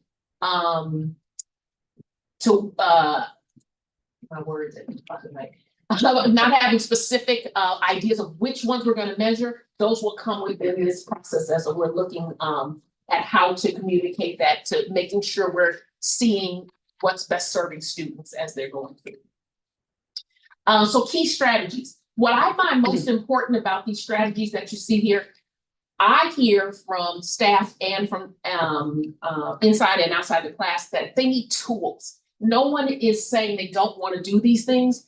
People sometimes reach a capacity and need help. And this is not always easy to do in our profession to say, I don't know how to do those things. We're trying to provide the tools necessary to see this work get done to the success of our students. So this summer, we're starting with our ADA, which is our all district administrative team, to working on actually learning about the developmental relationships framework and how to create a plan that we can then roll out in the fall to our teachers so that we can have a plan for how the first 3 domains of the framework will be handled with our class, within the classroom and outside. We are doing all our teachers on the first day, October 20th, and we're doing all support staff on the 21st. So everyone will be exposed to this information, and the expectation will be that we're working throughout the year and looking at the data to see how that's going throughout the year. Engage in data review cycles with student survey data and targeted observations. I find it the most difficult when we're looking at data, because in this environment, people feel judged by that. Like they feel like we're saying you're not doing something, and that's not what we're saying. What we're saying is, how do we get better at what we're doing? And so it's how we frame those conversations to making sure we're bringing people in and not calling them out. And that's a level of accountability that I'm speaking about, but in a way where we can receive the information and know that we're providing tools. How do we best help each other to making sure that those things are happening in our classrooms and in our hallways? Refining attendance tracking procedures to support students and promote student belonging. We are re-engaging with our attendance tracking system this year. So we're going to be rolling out a whole new process with that I can't share all details with now, but just know, just in the sense of trying to figure out the consistent attendance and all the different ways it's measured. If you think about full day attendance versus period to period, we've got to make sure we have eyes on when we're missing kids and how we're drawing them back into the learning environment on a consistent basis, and not waiting for, as someone said, the train crash, and then we're just pointing out what happened and what was wrong. And then implementing an equity-driven systems level approach to the design of extracurriculars. I know that sometimes we feel kind of hamstrung with our extracurriculars because it's so built on student choice in order to engage. And then some students have more of a push in order to making that happen in their life, while others do not. I am trying to work with the directors in those areas to figure out a system that allows us to address that concern, so that we're not leaving it up to just student choice, but we're actually, as parenting is, motivating some of those choices and making it seem possible for students as they go through. So that's a look at the relationship rich environment. I'm going to turn this over to college and career placement to Matt, who we're excited to have with us. I'm excited to be here. I promise. So I'll preface this by saying that those of us that work certainly in our division of CTE are really excited, because just to have college and career pathways as a focal point for our school, our district, is a really significant step in a really positive direction. So yeah, we're truly excited to be kind of part of these conversations and part of this planning.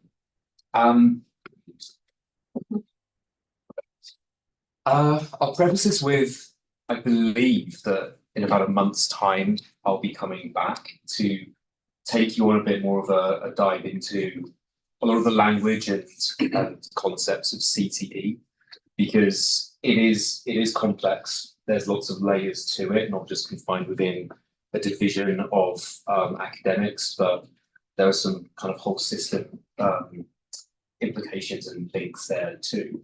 So when I take you through these slides, if you're kind of left wondering, what is he talking about? That will come, so don't worry too much.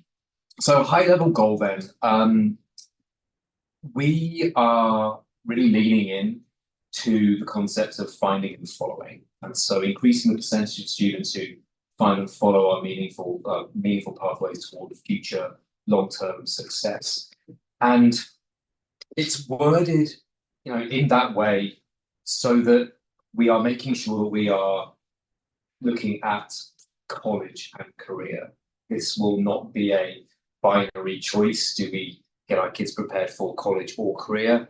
It is a very intentional strategic blend of both of those different worlds, because both of those worlds are equally as important for our students. So leading into cases then, increasing enrollment in programs of study, especially those associated with industries with low representation of diverse populations. We want to be able to ensure that students, when they come to us, they are able to find that pathway as soon as possible, and then have the capacity within their 4-year experience to follow that pathway all the way through. And that's important for our local, state, national economy, because it prepares our students to enter that workforce, whether it's after college or if they skip college. They're prepared to live successful, fulfilling lives and contribute to society. There are industries that do not have good representation within those industries, and so we want to make sure that we're driving some of those changes by that equitable approach to providing opportunity for all our students to come into these pathways and find and follow them. Increasing enrollment in dual credit and dual enrollment courses. So very briefly, dual credit is early college credit that students can gain by completing certain programs or courses delivered here. They're essentially earning school and college credit at the same time from our instructors in our facilities. Dual enrollment is where a student is enrolled with us, but they're also technically enrolled as a student with a partner college. So an example of these programs would be our barbering and cosmetology, where this year, each day, students have been getting onto a bus and going off to TCD, Texas Centre of DuPage, or Erskine Reeves Barber Academy to pursue those specific career and prep goals there. In the mornings, of course, they're with us. So there's a difference between those two things, but they're both very valuable in their own ways. Increasing student assessment opportunities and pass rates for industry credentials within their program. As the labour market becomes more competitive, it's no longer just enough for students to walk into a job and say, hey, I've got a degree. You know, there is more demand than that now. And so one way of, again, making sure that our students are future ready and future proof is to offer industry credentialing. For example, in our IT pathway at the moment, our student help desk course, we offer students the opportunity to prepare for and take the CompTIA Plus certification, which there are many different tests in there and programs, but it essentially says to an employer, I've done something extra, I know more, and I am more experienced to go straight into a working environment and be successful and competent. So by providing a wider range of those credentials, we again are preparing our students for that post-secondary success. And then in a similar vein, work-based learning. When I was at school, I did a lot of my courses just through textbooks and quizzes and tests and written papers and the odd project sometimes. We've heard from business incubator students this evening, and some of the value there in that program is having the benefit of other adults from industry, from different areas of life coming in to share their experience, their mentorship with those students. And again, you know, Jonathan talking about how he was coding an app that is available to download and test.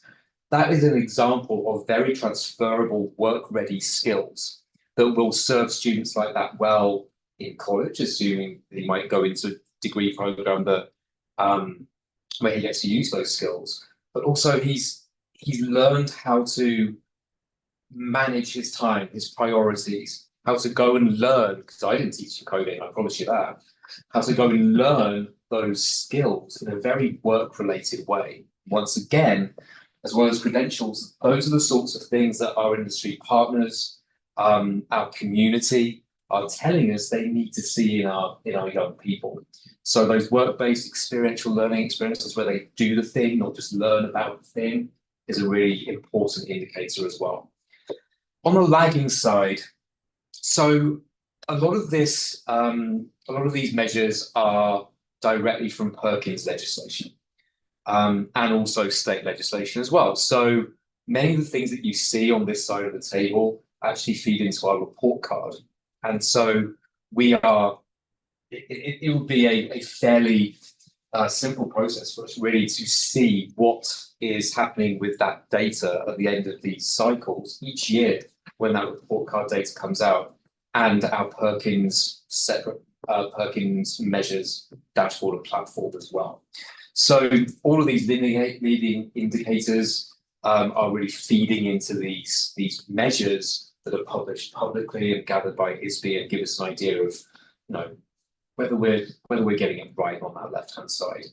So I will probably go into these in a little more detail when everyone is more awake and ready for it in a month's time. But many of them are self-explanatory, I think. I will just pick on, let's see, program quality. This is an interesting one because we know that at OPRF, we have a lot of high quality in our systems, in our personnel, in our programs, our aspirations for our kids. There are some very specific CTE measures of quality. One of those is work-based learning. If you went to the report card right now, you would see that actually our score for program quality and work-based learning is below average for the state, and well below average for some of the partners in our region. These are the schools that are in our IDBR EFE. And it's to do with work-based learning. Some of that is how we report it, but also some of that is how many opportunities we have across our programs to facilitate that work-based learning and get our students college and career ready in that way. And then participator and concentrator enrollment. This will really feed into the next bullet point on my second slide, but essentially what this means is when a student enrolls in any CTE class, they are a participant and they are enjoying the benefits of that class. The trick here is to convert that participant into a concentrator. A concentrator is a student that doesn't just stop at that one class and then go somewhere else. They move on to the next class in the sequence where they get to learn in more depth, they get to develop their skills. Doesn't necessarily have to be a capstone, but they may be a capstone at the end of that pathway. And so again, this is another indicator that shows how effective our practices, our systems, and our opportunities for CTE are playing out for our students. Because it means, again, if they're concentrators, they are leaving here with a higher level and again, more college and career ready. So a little bit of insight into some of those metrics then. Next and final slide from me. So key strategies. This one we managed to condense from about double that amount of bullet points because there are so many things that we could do, perhaps should have done up until now, and certainly be looking at in the future, but we managed to narrow it down to these 5. It starts with evaluating our curriculum. This is something that my division has spent some time on this year in TCT to really see the lay of the land. What are our courses? How do they fit into ISB's vision of college and career pathways and these programs of study? I'm pleased to report that we've got lots of really great quality programs, but what we potentially haven't really mapped out or communicated well enough to our students and families is how students move through sequences. So that's going to be a really important thing to continue as soon as we get back in the fall. And with that comes identifying more opportunities for early college credit, those industry credentials, and those work-based learning opportunities that I've been talking about as well. Creating and implementing processes to apply workforce and industry data. We are obviously in the business of preparing our students for post-secondary success. For many of those youth, majority of those students, they're not necessarily going to go into the workforce and, you know, for 4 or 5 years after they've left us. And I'm sure, you know, we are all well aware of the rapid changes that we are experiencing in all areas of industry simply because of AI. So we need to make sure that we're looking at workforce data, we're talking to employers, other industry partners as well, and colleges, to try as best we can to predict the future beyond that 4 or 5 years, and make sure that what we are teaching students is going to be relevant and useful for them when they get there. That's a really hard task. And so leaning into data So there's been gathered and analysed for us, and we get to bring it to our local context. It's going to be very, very important, and it will drive a lot of the important decisions that we need to make over the years. I've already mentioned that we don't necessarily do a great job of communicating things like career pathways to our students and our families. And so we need to develop ways to do that better, whether it's through platforms like School Links or educating and leveling up all of our knowledge in our building and our district about CTE and about how all this works, so that we can communicate those to the families, to the students, to ensure that they can make much better informed decisions. Again, diagnostic data enabling students to really explore careers and match those different pathways and opportunities with their own aspirations, their interests, their skill sets, things that they may not be aware of until they take some diagnostic assessments that we have, or have those in-depth conversations with counsellors, teachers, and any other adult that they come into contact with in the building. So again, this find and follow, which you will hear me say so many times, it's going to be the catchphrase, enabling students to find and follow those pathways all the way through to completion. We are blessed with a very rich community around us, and I was remiss to say earlier on in my incubator bit at the podium there that we can't provide the opportunities and the scholarship big check and all that sort of stuff without the partnerships that we've got with bodies like the Chamber of Commerce, Community Foundation, and all the volunteers. So again, we're so rich, we're so lucky, and what we need to do is try to bring in all of that passion and interest. We have so many people kind of knocking on our doors to offer their help and their support. What we need to do is establish systems where we can bring these people in a structured, intentional way, so that they can help guide us with our decision making, especially our industry partners who are seeing graduates coming into the workplace, and they are able to tell us what these things, what the skills are that they need the graduates to have, and are not necessarily seeing. Because it's not just about content in CTE, it's not just about subjects, it is also about being ready in that more holistic sense to be ready for that workplace. And then finally, again, a lot of this will be, obviously, like Jen said earlier, this is not, hey, we're going to get all this done next year. This is quite a long-term plan. And we need to make sure that we are identifying what resources need attention so that everyone can implement that plan.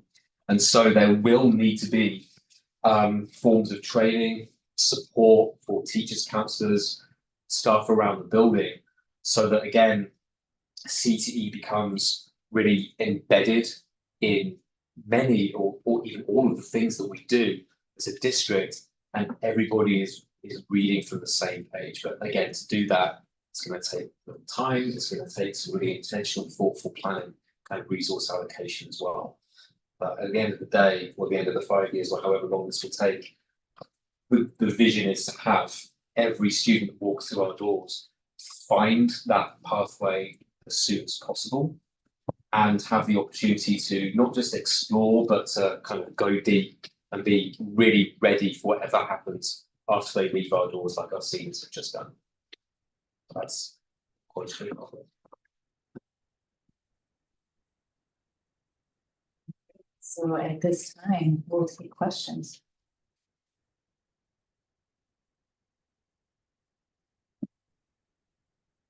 Questions? Please.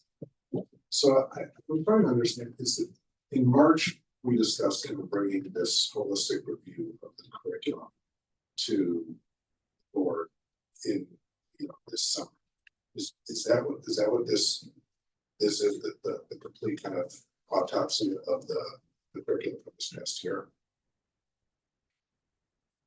It's not an autopsy of the curriculum. I would say this is the work that we're gonna do and engage the staff in over the next 3 to 5 years. So, just to make sure, when we say curriculum, what we think of curriculum is the written curriculum and then the taught curriculum in the classroom. And this is much more of a comprehensive plan for student learning. If you think about in that student growth and achievement focus, the one that really has the strategy of linking the course outcomes with the assessment and then with the grading practices. And then if you tie that to the growth, that's really much more of the curriculum piece. Yes, thank you, so maybe I should put, you know, one of the things that I think was discussed in March was an evaluation of tutoring or student supports and kind of our current process and maybe deficiencies and opportunity to improve directly and evaluate options there. Is that what this presentation was kind of targeted towards? Because I'm confused as to if there's something past this or if this is what we. Yeah, yes, and more. So this is definitely not a program evaluation. This is a plan and a strategy. So the yes part of that is in the student growth and achievement. We are looking at our supports. That would be that second to last bullet point on basically the lagging indicators and the strategy. I guess it's really the strategy. So looking at our tier 1 is the curriculum written at grade level standards, or what we call core curriculum, and tier 2 or tier 3 are supports beyond that. So we'll work to communicate with the board and analyze what those supports are now, and then bring back to the board if we feel we need to reorganize those. But also we're going to get to work on implementing. Also, the yes part of that is that we really need to examine and study the tutoring that we have. We actually have a running report of what I call the just-in-time tutoring. We also know that we have tutoring in math, three periods a day for a very small set. They're either individuals or small groups of students. So that's the yes part. That is definitely in this presentation. But the more is this goes beyond the academic realm and into our social and emotional space and our school culture. And then it also brings in how we actually want to organize and help kids find and follow their pathway. So I guess, I think perhaps this is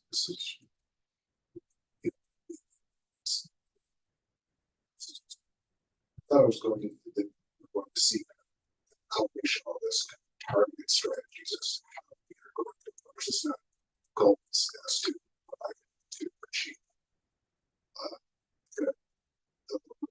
clear stripes. What else?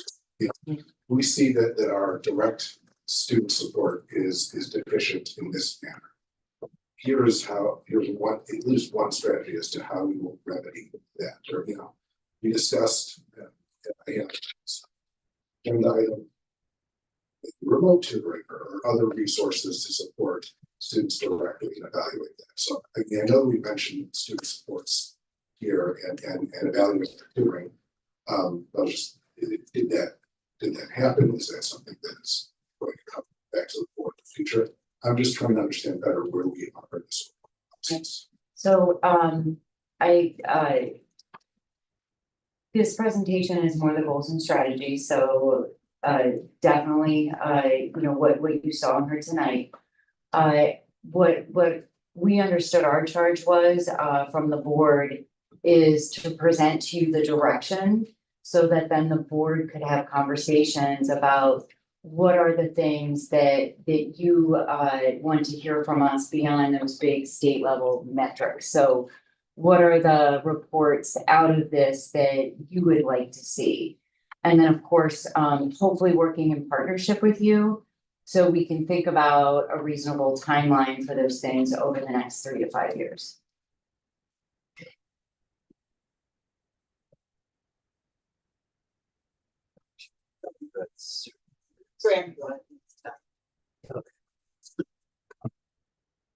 So thank you for this. I think it's great. Maybe to build on Josh's question, I sort of see this as like almost the table of contents for the roadmap that's going to play out over the next 3 to 5 years. And, you know, if we look at slide 8 as an example, I have a few observations in that question. But I was really gratified to see your bullet number 4 and your bullet number 7 on slide 8 directly tied out to the Spatz and Mangan CFC EBF subteam report, which I know you've read from April 30th. So to me, that's okay. That's the research basis actually hitting the road where the rubber meets the road. And you think about that item number 4, for better or worse, Josh's point, we're steering a battleship here. That's kind of the nature of it. Because if you look at item 4, instruction and coaching, we had a program. We realized it wasn't as effective as it needed to be. Then we hired a very highly regarded assistant soup of teaching and learning who is getting her arms around this and developing a plan to identify the right instructional coaching program, bring it to the board in the wintertime for subsequent implementation. I think we all would wish it could go faster, especially since we only have a child here for the last, for a 4-year period. And a child who misses out on receiving that benefit next year and graduates, doesn't get to have that same kind of attention that a child in a following class will. So I really appreciate the tie out to instructional coaching. And then obviously targeted tutoring, which as the Mangan Spatz reports identifies the research signaling that certified staff working as teachers during school hours in a targeted way is where the best impact is, which I know you know that. If I look at slide 9, obviously music to my ears. You're talking about equitable participation in extracurriculars.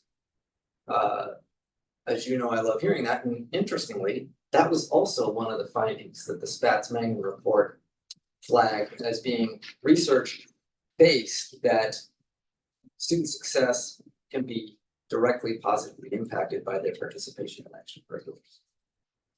The last thing I'll say is an observation before I get to a question is, this is a tremendous presentation about CTE. So having had a kid in this school from 2014 up until last year, historically, it's all been about what college you're going to go to, and is that college better than this college? And you didn't hear a peep about other pathways. And of course, college is one of dozens of other pathways. And especially as the economy is changing, and the cost of college and so forth. This is just incredibly valuable to see us now having this range of programming and choices and forming kids and helping them find their pathway. I think this is really tremendous. So my question is relating to slide 11. One of the leading indicators is to increase enrollment in programs of study associated with industries with low representation of diverse populations. I'm just curious, can you give us an example or two of industries with low representation of diverse populations? Yes.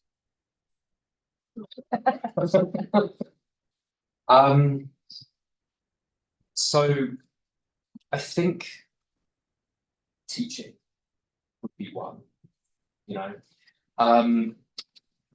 we obviously work very hard with our recruitment and representation in our staff across the entire building. But let's take, I'm going to pick on family consumer sciences. When we have an opportunity to hire a new family consumer sciences teacher, the pool that we're presented with quite often is very white and very thin. And that, you know, we have to essentially engage with what we have in front of us in those moments. We have a teaching program here, you know, one of our CCPEs is in education. And what we need to do not only is increase enrollment, you know, and again, provide time for students to find and follow that entire pathway, but we also need to strategically figure out how to increase the diversity of that involvement in our programs. And it's a challenge. So, all right, there you go. This is the hit all the right notes with Graham presentation. We talked about structural coaching, tutoring, extracurriculars, and since I've been on the board, I've talked a lot with Roxana about how do we diversify the teaching staff. I think it's a challenge. So, well done. So this is, yeah. I was gonna say, don't forget the page numbers. So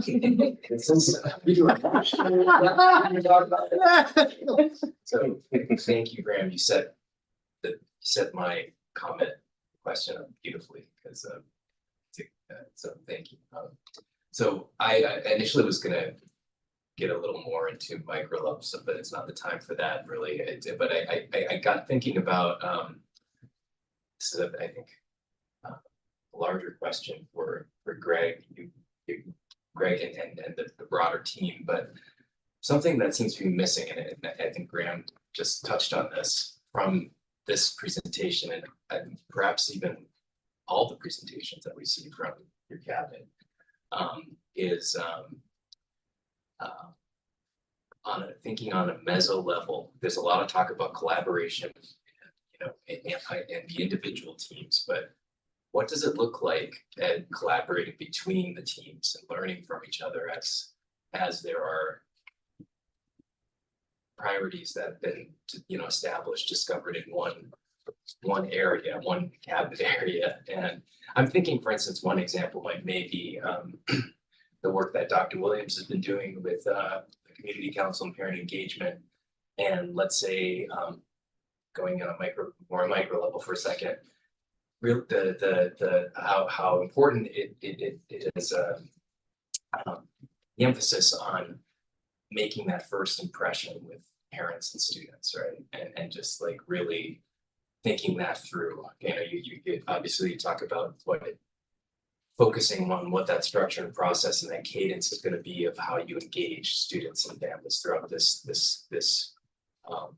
you know, find and follow campaign, right? But what does it look like at that initial stage when you're you know, really going for, and we have that one shot to really get them, to really show them the full menu, get them really engaged with what you're offering. And so I'm sorry, I'm going a little over the place because I'm tired, but coming back to the first thing that I really wanted to focus on is I don't know if we've ever really heard how your team in real time as we go on identify these things that are priorities, how they feed off each other and learn from one another and inform the work that they're doing. How does that meso level collaboration look as we maybe that's too much to grab. Can I take a stab at that? Sure. Because it's probably not evident, but I think when you really think about the work with the developmental relationships, that's across the building. Climate and culture for the building, student belonging is prevalent in every conversation that we have. It touches every employee group that we have. So this is a highly collaborative effort that was discussed at our district leadership team. It came from an idea that Linda had, and we all made the decision to move forward. Everybody plays a role in this. And the real work will begin as our all district leadership team is trained and really thinks about how we use improvement science, because that'll be part of the work, to actually implement in deep levels across the entire building. There are metrics tied to that, both in those lagging indicators and in the leading indicators. But I think that's one of the many ways.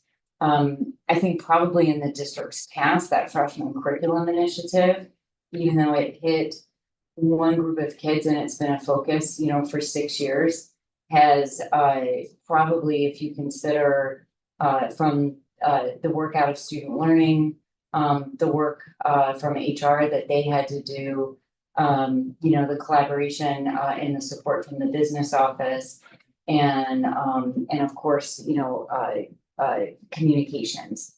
So you know, I think all of those pieces represent that deep level of collaborations across department and the focus of the school. Makes sense. No, thank you for sharing that. I hope I'm clear of what because I feel like that it's not that I don't know or feel that that's happening. I feel like it's just not illustrated to us and how that happens, and what is that process.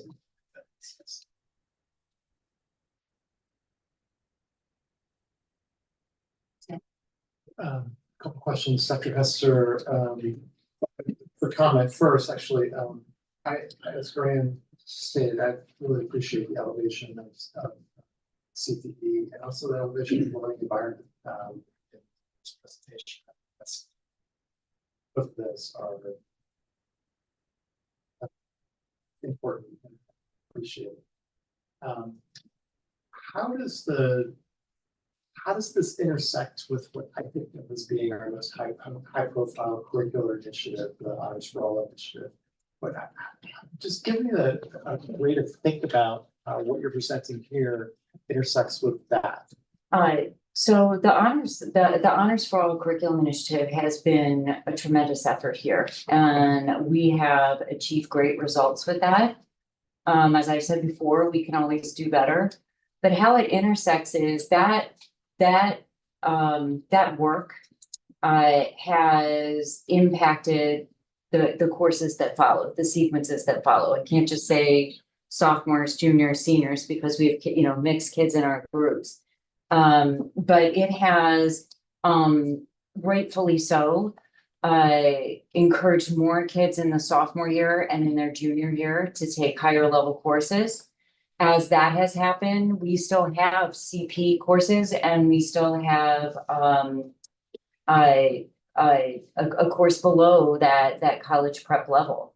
And so the sectioning of those courses is becoming you know, something that we have to go back and look at. Like how do we now make sure that college prep level course actually is a rigorous course on grade level.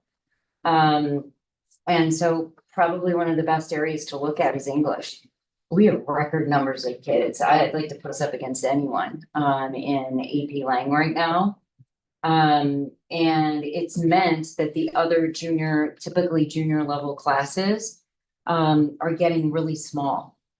And if we take math, math has not been part of this work.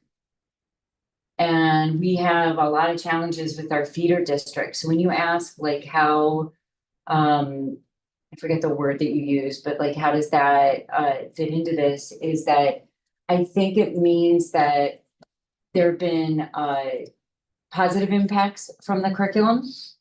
And there are impacts that now ask us to move in other grade levels in other areas. To continue that work of giving all kids the best that we have, the most rigorous things that we have. Can I also just add to that? I really don't want to underplay the relationships rich environment part in terms of how it feeds into all of the curriculum work that has been done. I don't necessarily see deficits in the building and the curriculum. It is the ability to engage all kids in that curriculum, which I don't think is just taught to them. I think there has to be some type of engaging on a level that sees them in a different way, where they feel safe enough to say, like, okay, I want to engage in this work with you in this space, because I just don't think school is every kid's thing. And so it becomes it may not be my thing, but you are as my teacher, and you've grabbed me and you are now pulling me in, and I feel safe in this space to do this with you. It's an enhancer to an already rich curriculum that I then now care enough about to listen and to be in the room with you, and not to be getting passes out the room, and not to be letting my attention go to other places. So I definitely think it has to work in together, and I don't know that we've always meshed them like that together as well. When I'm looking at your key strategies over 3 to 5 years, some of these are already in play, some of these have been started, some of these we have a clear timeline over the next year or next 2 years. I am a little stuck on study current targeted tutoring model and explore expansion opportunities. I'm a little stuck on it for a couple of reasons. One, there's no mention of implementation. There's exploring and there's studying, but there's no implementation. Two, can you give us a sense of the timeline for doing that? Because boy, I would sure like for us to do that tomorrow. Well, here's the thing is that there's cost to that, and I know everybody's interested in that. But we have target tutoring now. I think the thing that we have to really discuss with the board is, here's where we have target tutoring. Here's where we have other research-based tier 2 strategies that might not be included in that piece of research, but that are actually included in other pieces of research. So we have to ask, as we pull resources from one place to put them there, will we unravel anything else? So, we could expand, for example, that math tutoring that we have. We could turn around and make that every period. And we could even shore up how we do it a little bit. The target tutoring for literacy, though, we probably in the high school model need to look at a little bit differently.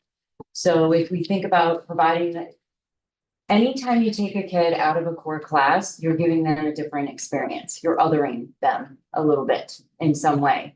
And so what we have to ask is, if we take them out of their electives and their CTE pathway for the target tutoring, what is the benefit?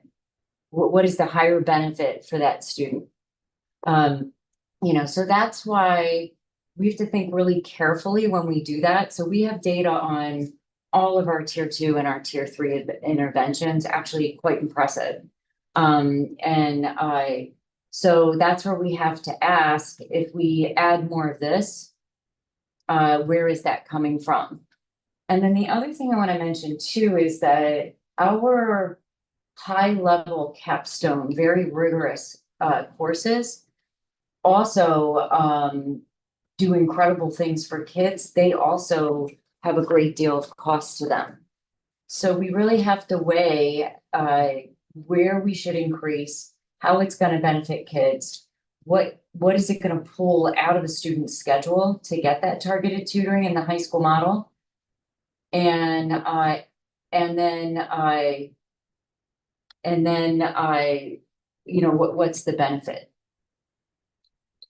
It's all hard. Does that make sense? Like it's not as easy as just increase it. We really have to look at where we're going to take it from. 100%, and there's a ripple effect. And if there's something better than we have than that now. I completely get that. There we go.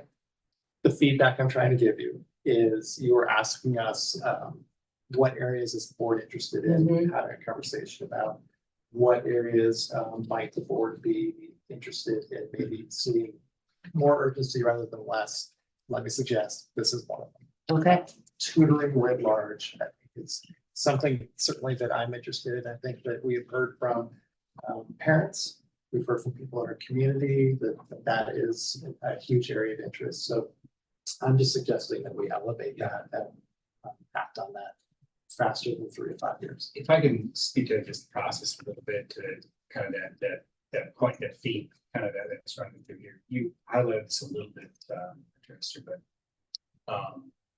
So this really was, we first talked about this. This is the second part of really a 3-sequence board conversation. There was the first. What is in the first few months on the job? What has Dr. Esther kind of begun to learn and understand about OPRF, right? We saw that. Now what we're seeing right here is, all right, what approach are we taking? And how are we defining that approach?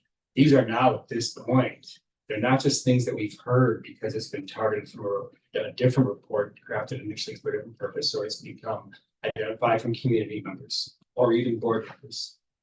What you're seeing here is strategies and measurement indicators, lagging and leading, for how we're going to go after those for the next few years. The next conversation, the third one in that 3-part sequence, is in the fall, right? We said we would come to the board and we would say, all right, this is what we said kind of our focus is going to be. What are those things? You're beginning to identify one right there, right? That you really want to make sure we dive into with a level of specificity that you haven't seen at some level, right? And so one of those that had been teed up for a long time was the career pathway work, and we know that that is coming. And so we'll need to have that conversation that almost certainly, of course, will include how we are providing targeted supports for students, some of which is tutoring, some of which is instructional enrichment in the tier 1 setting, as you've been defined there, right? Those have very overlapping purposes. So certainly that's going to be one, but there's certainly going to be some others. We need to find those and figure those out. But already with some of these, while we don't have, certainly, concrete timelines within that 3 to 5 year for all of them, we do know that when we went to our when we had our FTE conversation in February, we had some FTE sitting there. We said to the board, when we come next year, we do FTE again next year, we're coming back for this, right? We didn't fully utilize some of the FTE right there because we had to go through this process. We're going through this process. We're going to utilize that FTE to accomplish the things that we're talking about here. So we know that that's coming, and it's planned for in our projections, right? We've confirmed that with Tony along the way, right? So that's not something that is going to really affect our financial bottom line. It's right there waiting for us to access. So I look forward to the conversation in August, or whenever we put that in, presumably in August, where we can say, okay, good. Here's the flight of things in front of us. Tell us where you want us to put our thumb on the scale for the board to have a closer look in the coming year. Okay, and clearly that's one of them. Thank you, I appreciate that, Greg. And I do want to reiterate, this is a really different report than I expected. It is a more thoughtful and more ambitious and more thorough report. And so I really appreciate all the work that went into it. Thank you. Fred?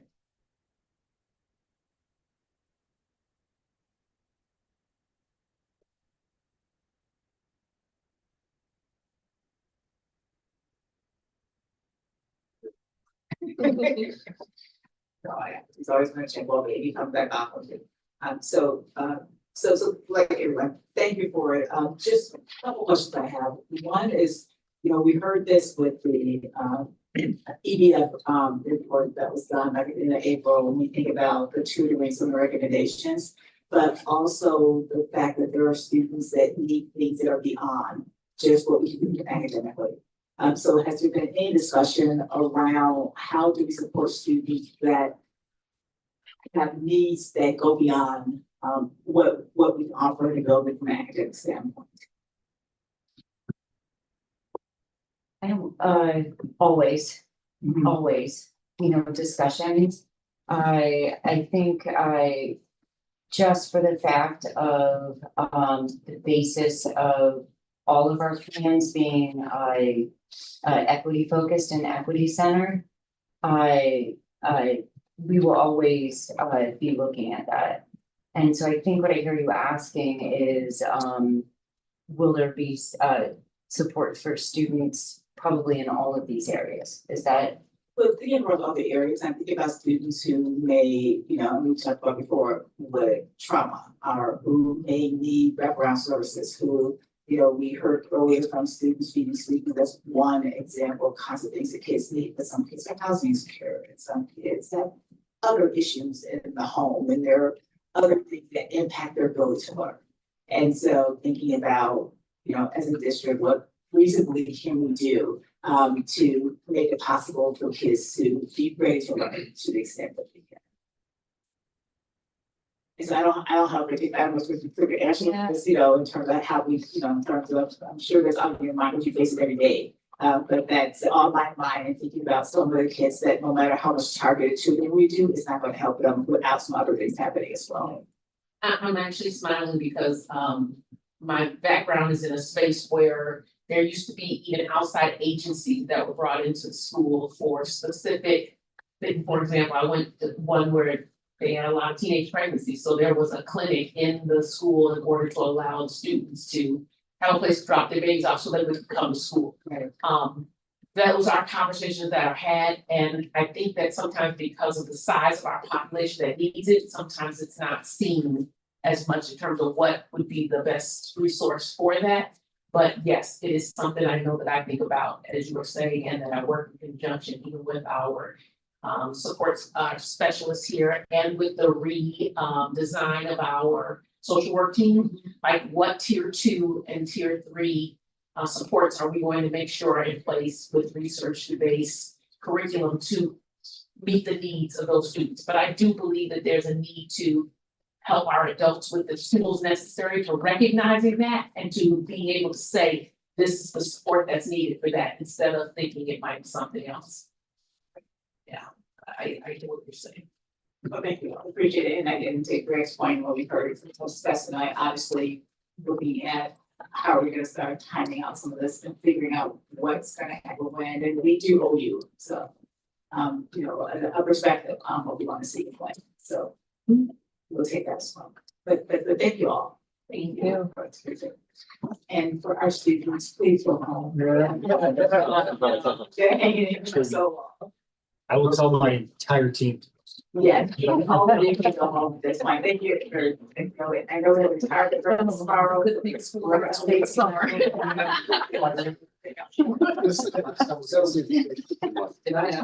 I also saw your back. So I got like every site you were on.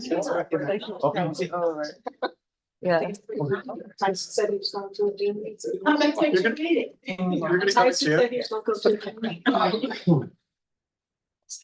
Well, I do want to, I do just think about what you delegates, just thank you for all of your dedication, all of your. Have a great day. We'll miss you. What are your plans? I'm going to George Washington. Oh, great. In the fall, I'm studying environmental science. So congratulations. Like badminton, probably. Yeah. Probably taking my badminton like C's. Yeah. All right. Thank you. Thank you for your good night. See you Sunday, Olive. See you Sunday.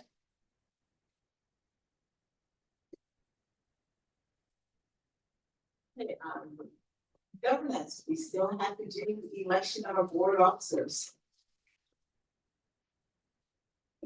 And so. We have nominations, are now in order for the office of board president for a 1-year term. And I call for any nominations for board president. I'd like to nominate Audrey Williams-Lee for board president. Noted. Are there any other nominations for board president?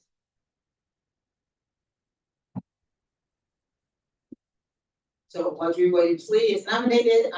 Hearing no further nominations, I will declare the nominations for board president are closed. And so forgive me, my first time going through this every scenario. Okay. Okay, and I thereby declare that I have been elected by and direct the secretary to record so in the minutes. Thank you, Nominations are now in order for the office of board vice president for a 1-year term. I call for any nominations for board vice president. I nominate Dr. Kathleen Odell. Dr. Odell is nominated. Are there any further nominations?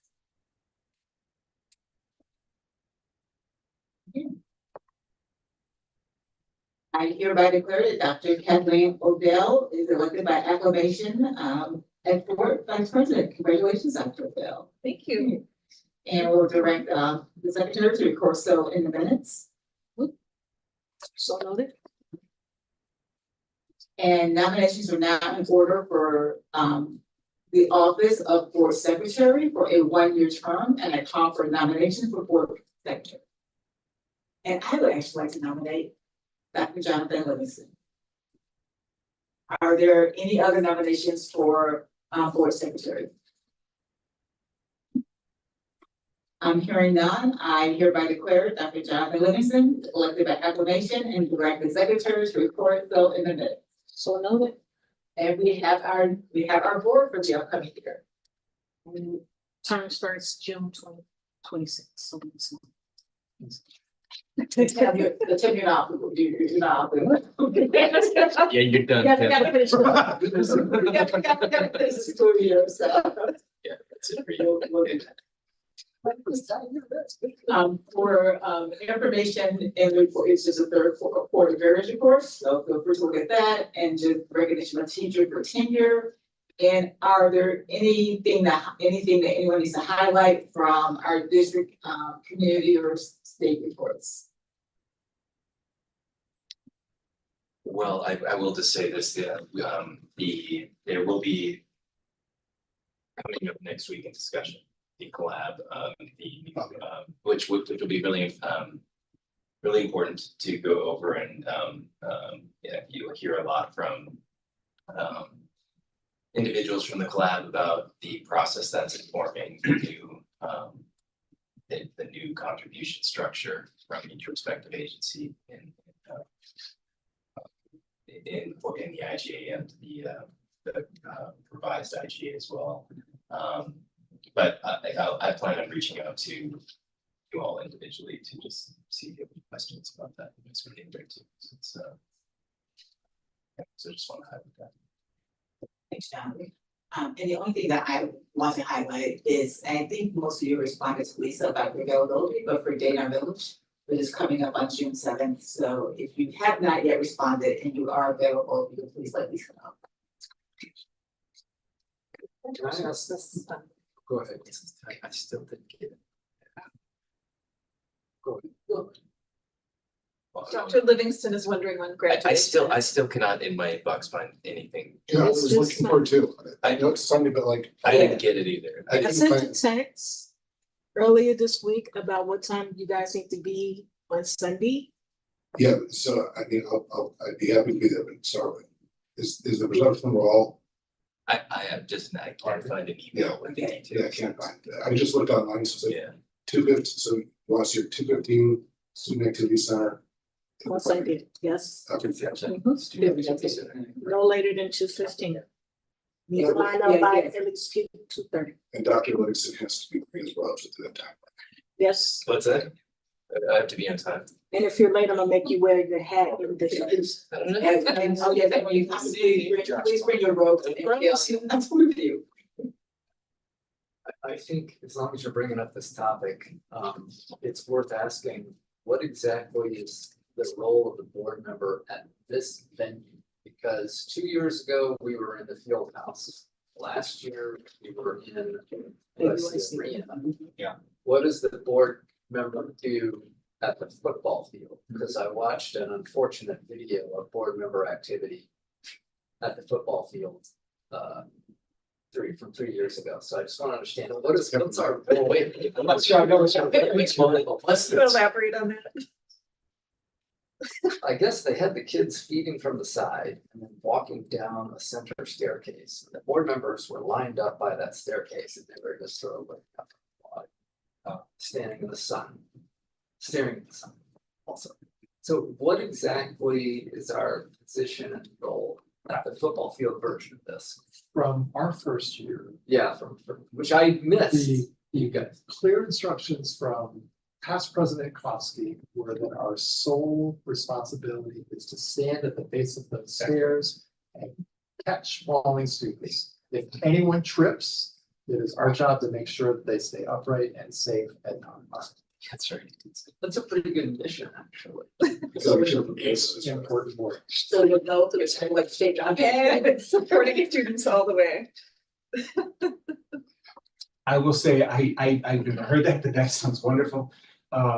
You know, you guys are down, in that center space, I know exactly what you're referring to. I know that past board members have stood there and have students have come down, they've shaken the hands of the students. Last year, we did the handshake. Yeah. Exactly. But there is on the stage that we have here, just not that same platform we had over there at the other arena, so you're not all on the stage, but this is. I still do the same thing. Yeah, and then and so Linda and I begin almost the same footprint as you are just behind you, and then as the students file back into their seats, we retreat back into into the seating area. While you guys stay generally here. All right, so shake hands and or catch falling students. I like the dual responsibilities there. That's And good. anybody object if I wear a baseball hat, because we're gonna be out here standing in the sun. I'll wear a robe with a OPR baseball hat. But what if you're wearing whatever they call it, the stole? I think the crazy square hat. If you're wearing the stole, it's the same, 70% protection. We'll see about whether I show up in that season. I mean, a parasol would be nice, since we're on the topic. We'll We'll figure that out. We are actually getting late, so we're gonna. Yes. Please. Okay, are there any future agenda items? I apologize to do this again, but was there a retiring breakfast for student or for teachers who are retiring? Is that tomorrow morning. Okay, do we have board representation to honor those retiring teachers? Oh, yeah, I'll be there. You're gonna be there? Okay, thank you. I put it in my calendar for 2:00. I'll be there. No, the graduation ceremony. Oh, I was gonna say, I'm gonna we'll be done by there. then. I'll be there on time. You'll be the only one on the stage. Yes, I fooled myself already. Knowing So we're good. Yeah, we are getting very with the agenda. So any future agenda items? I do have one, I'd like to suggest that we take up that proposal from Students Feeding Students and decide what we can do to support that initiative in the future. Thanks, Catherine. Any others? Now I'm going to recess open session so we can reconvene and finalize closed session before we close out. So Dr. Johnson, you are. Yeah, you want me to this conversation? Can I get a second for recess? please? Oh, ma'am, second recess. Thank you. All in favor? Aye. We're gonna recess and go to closed session for a brief period.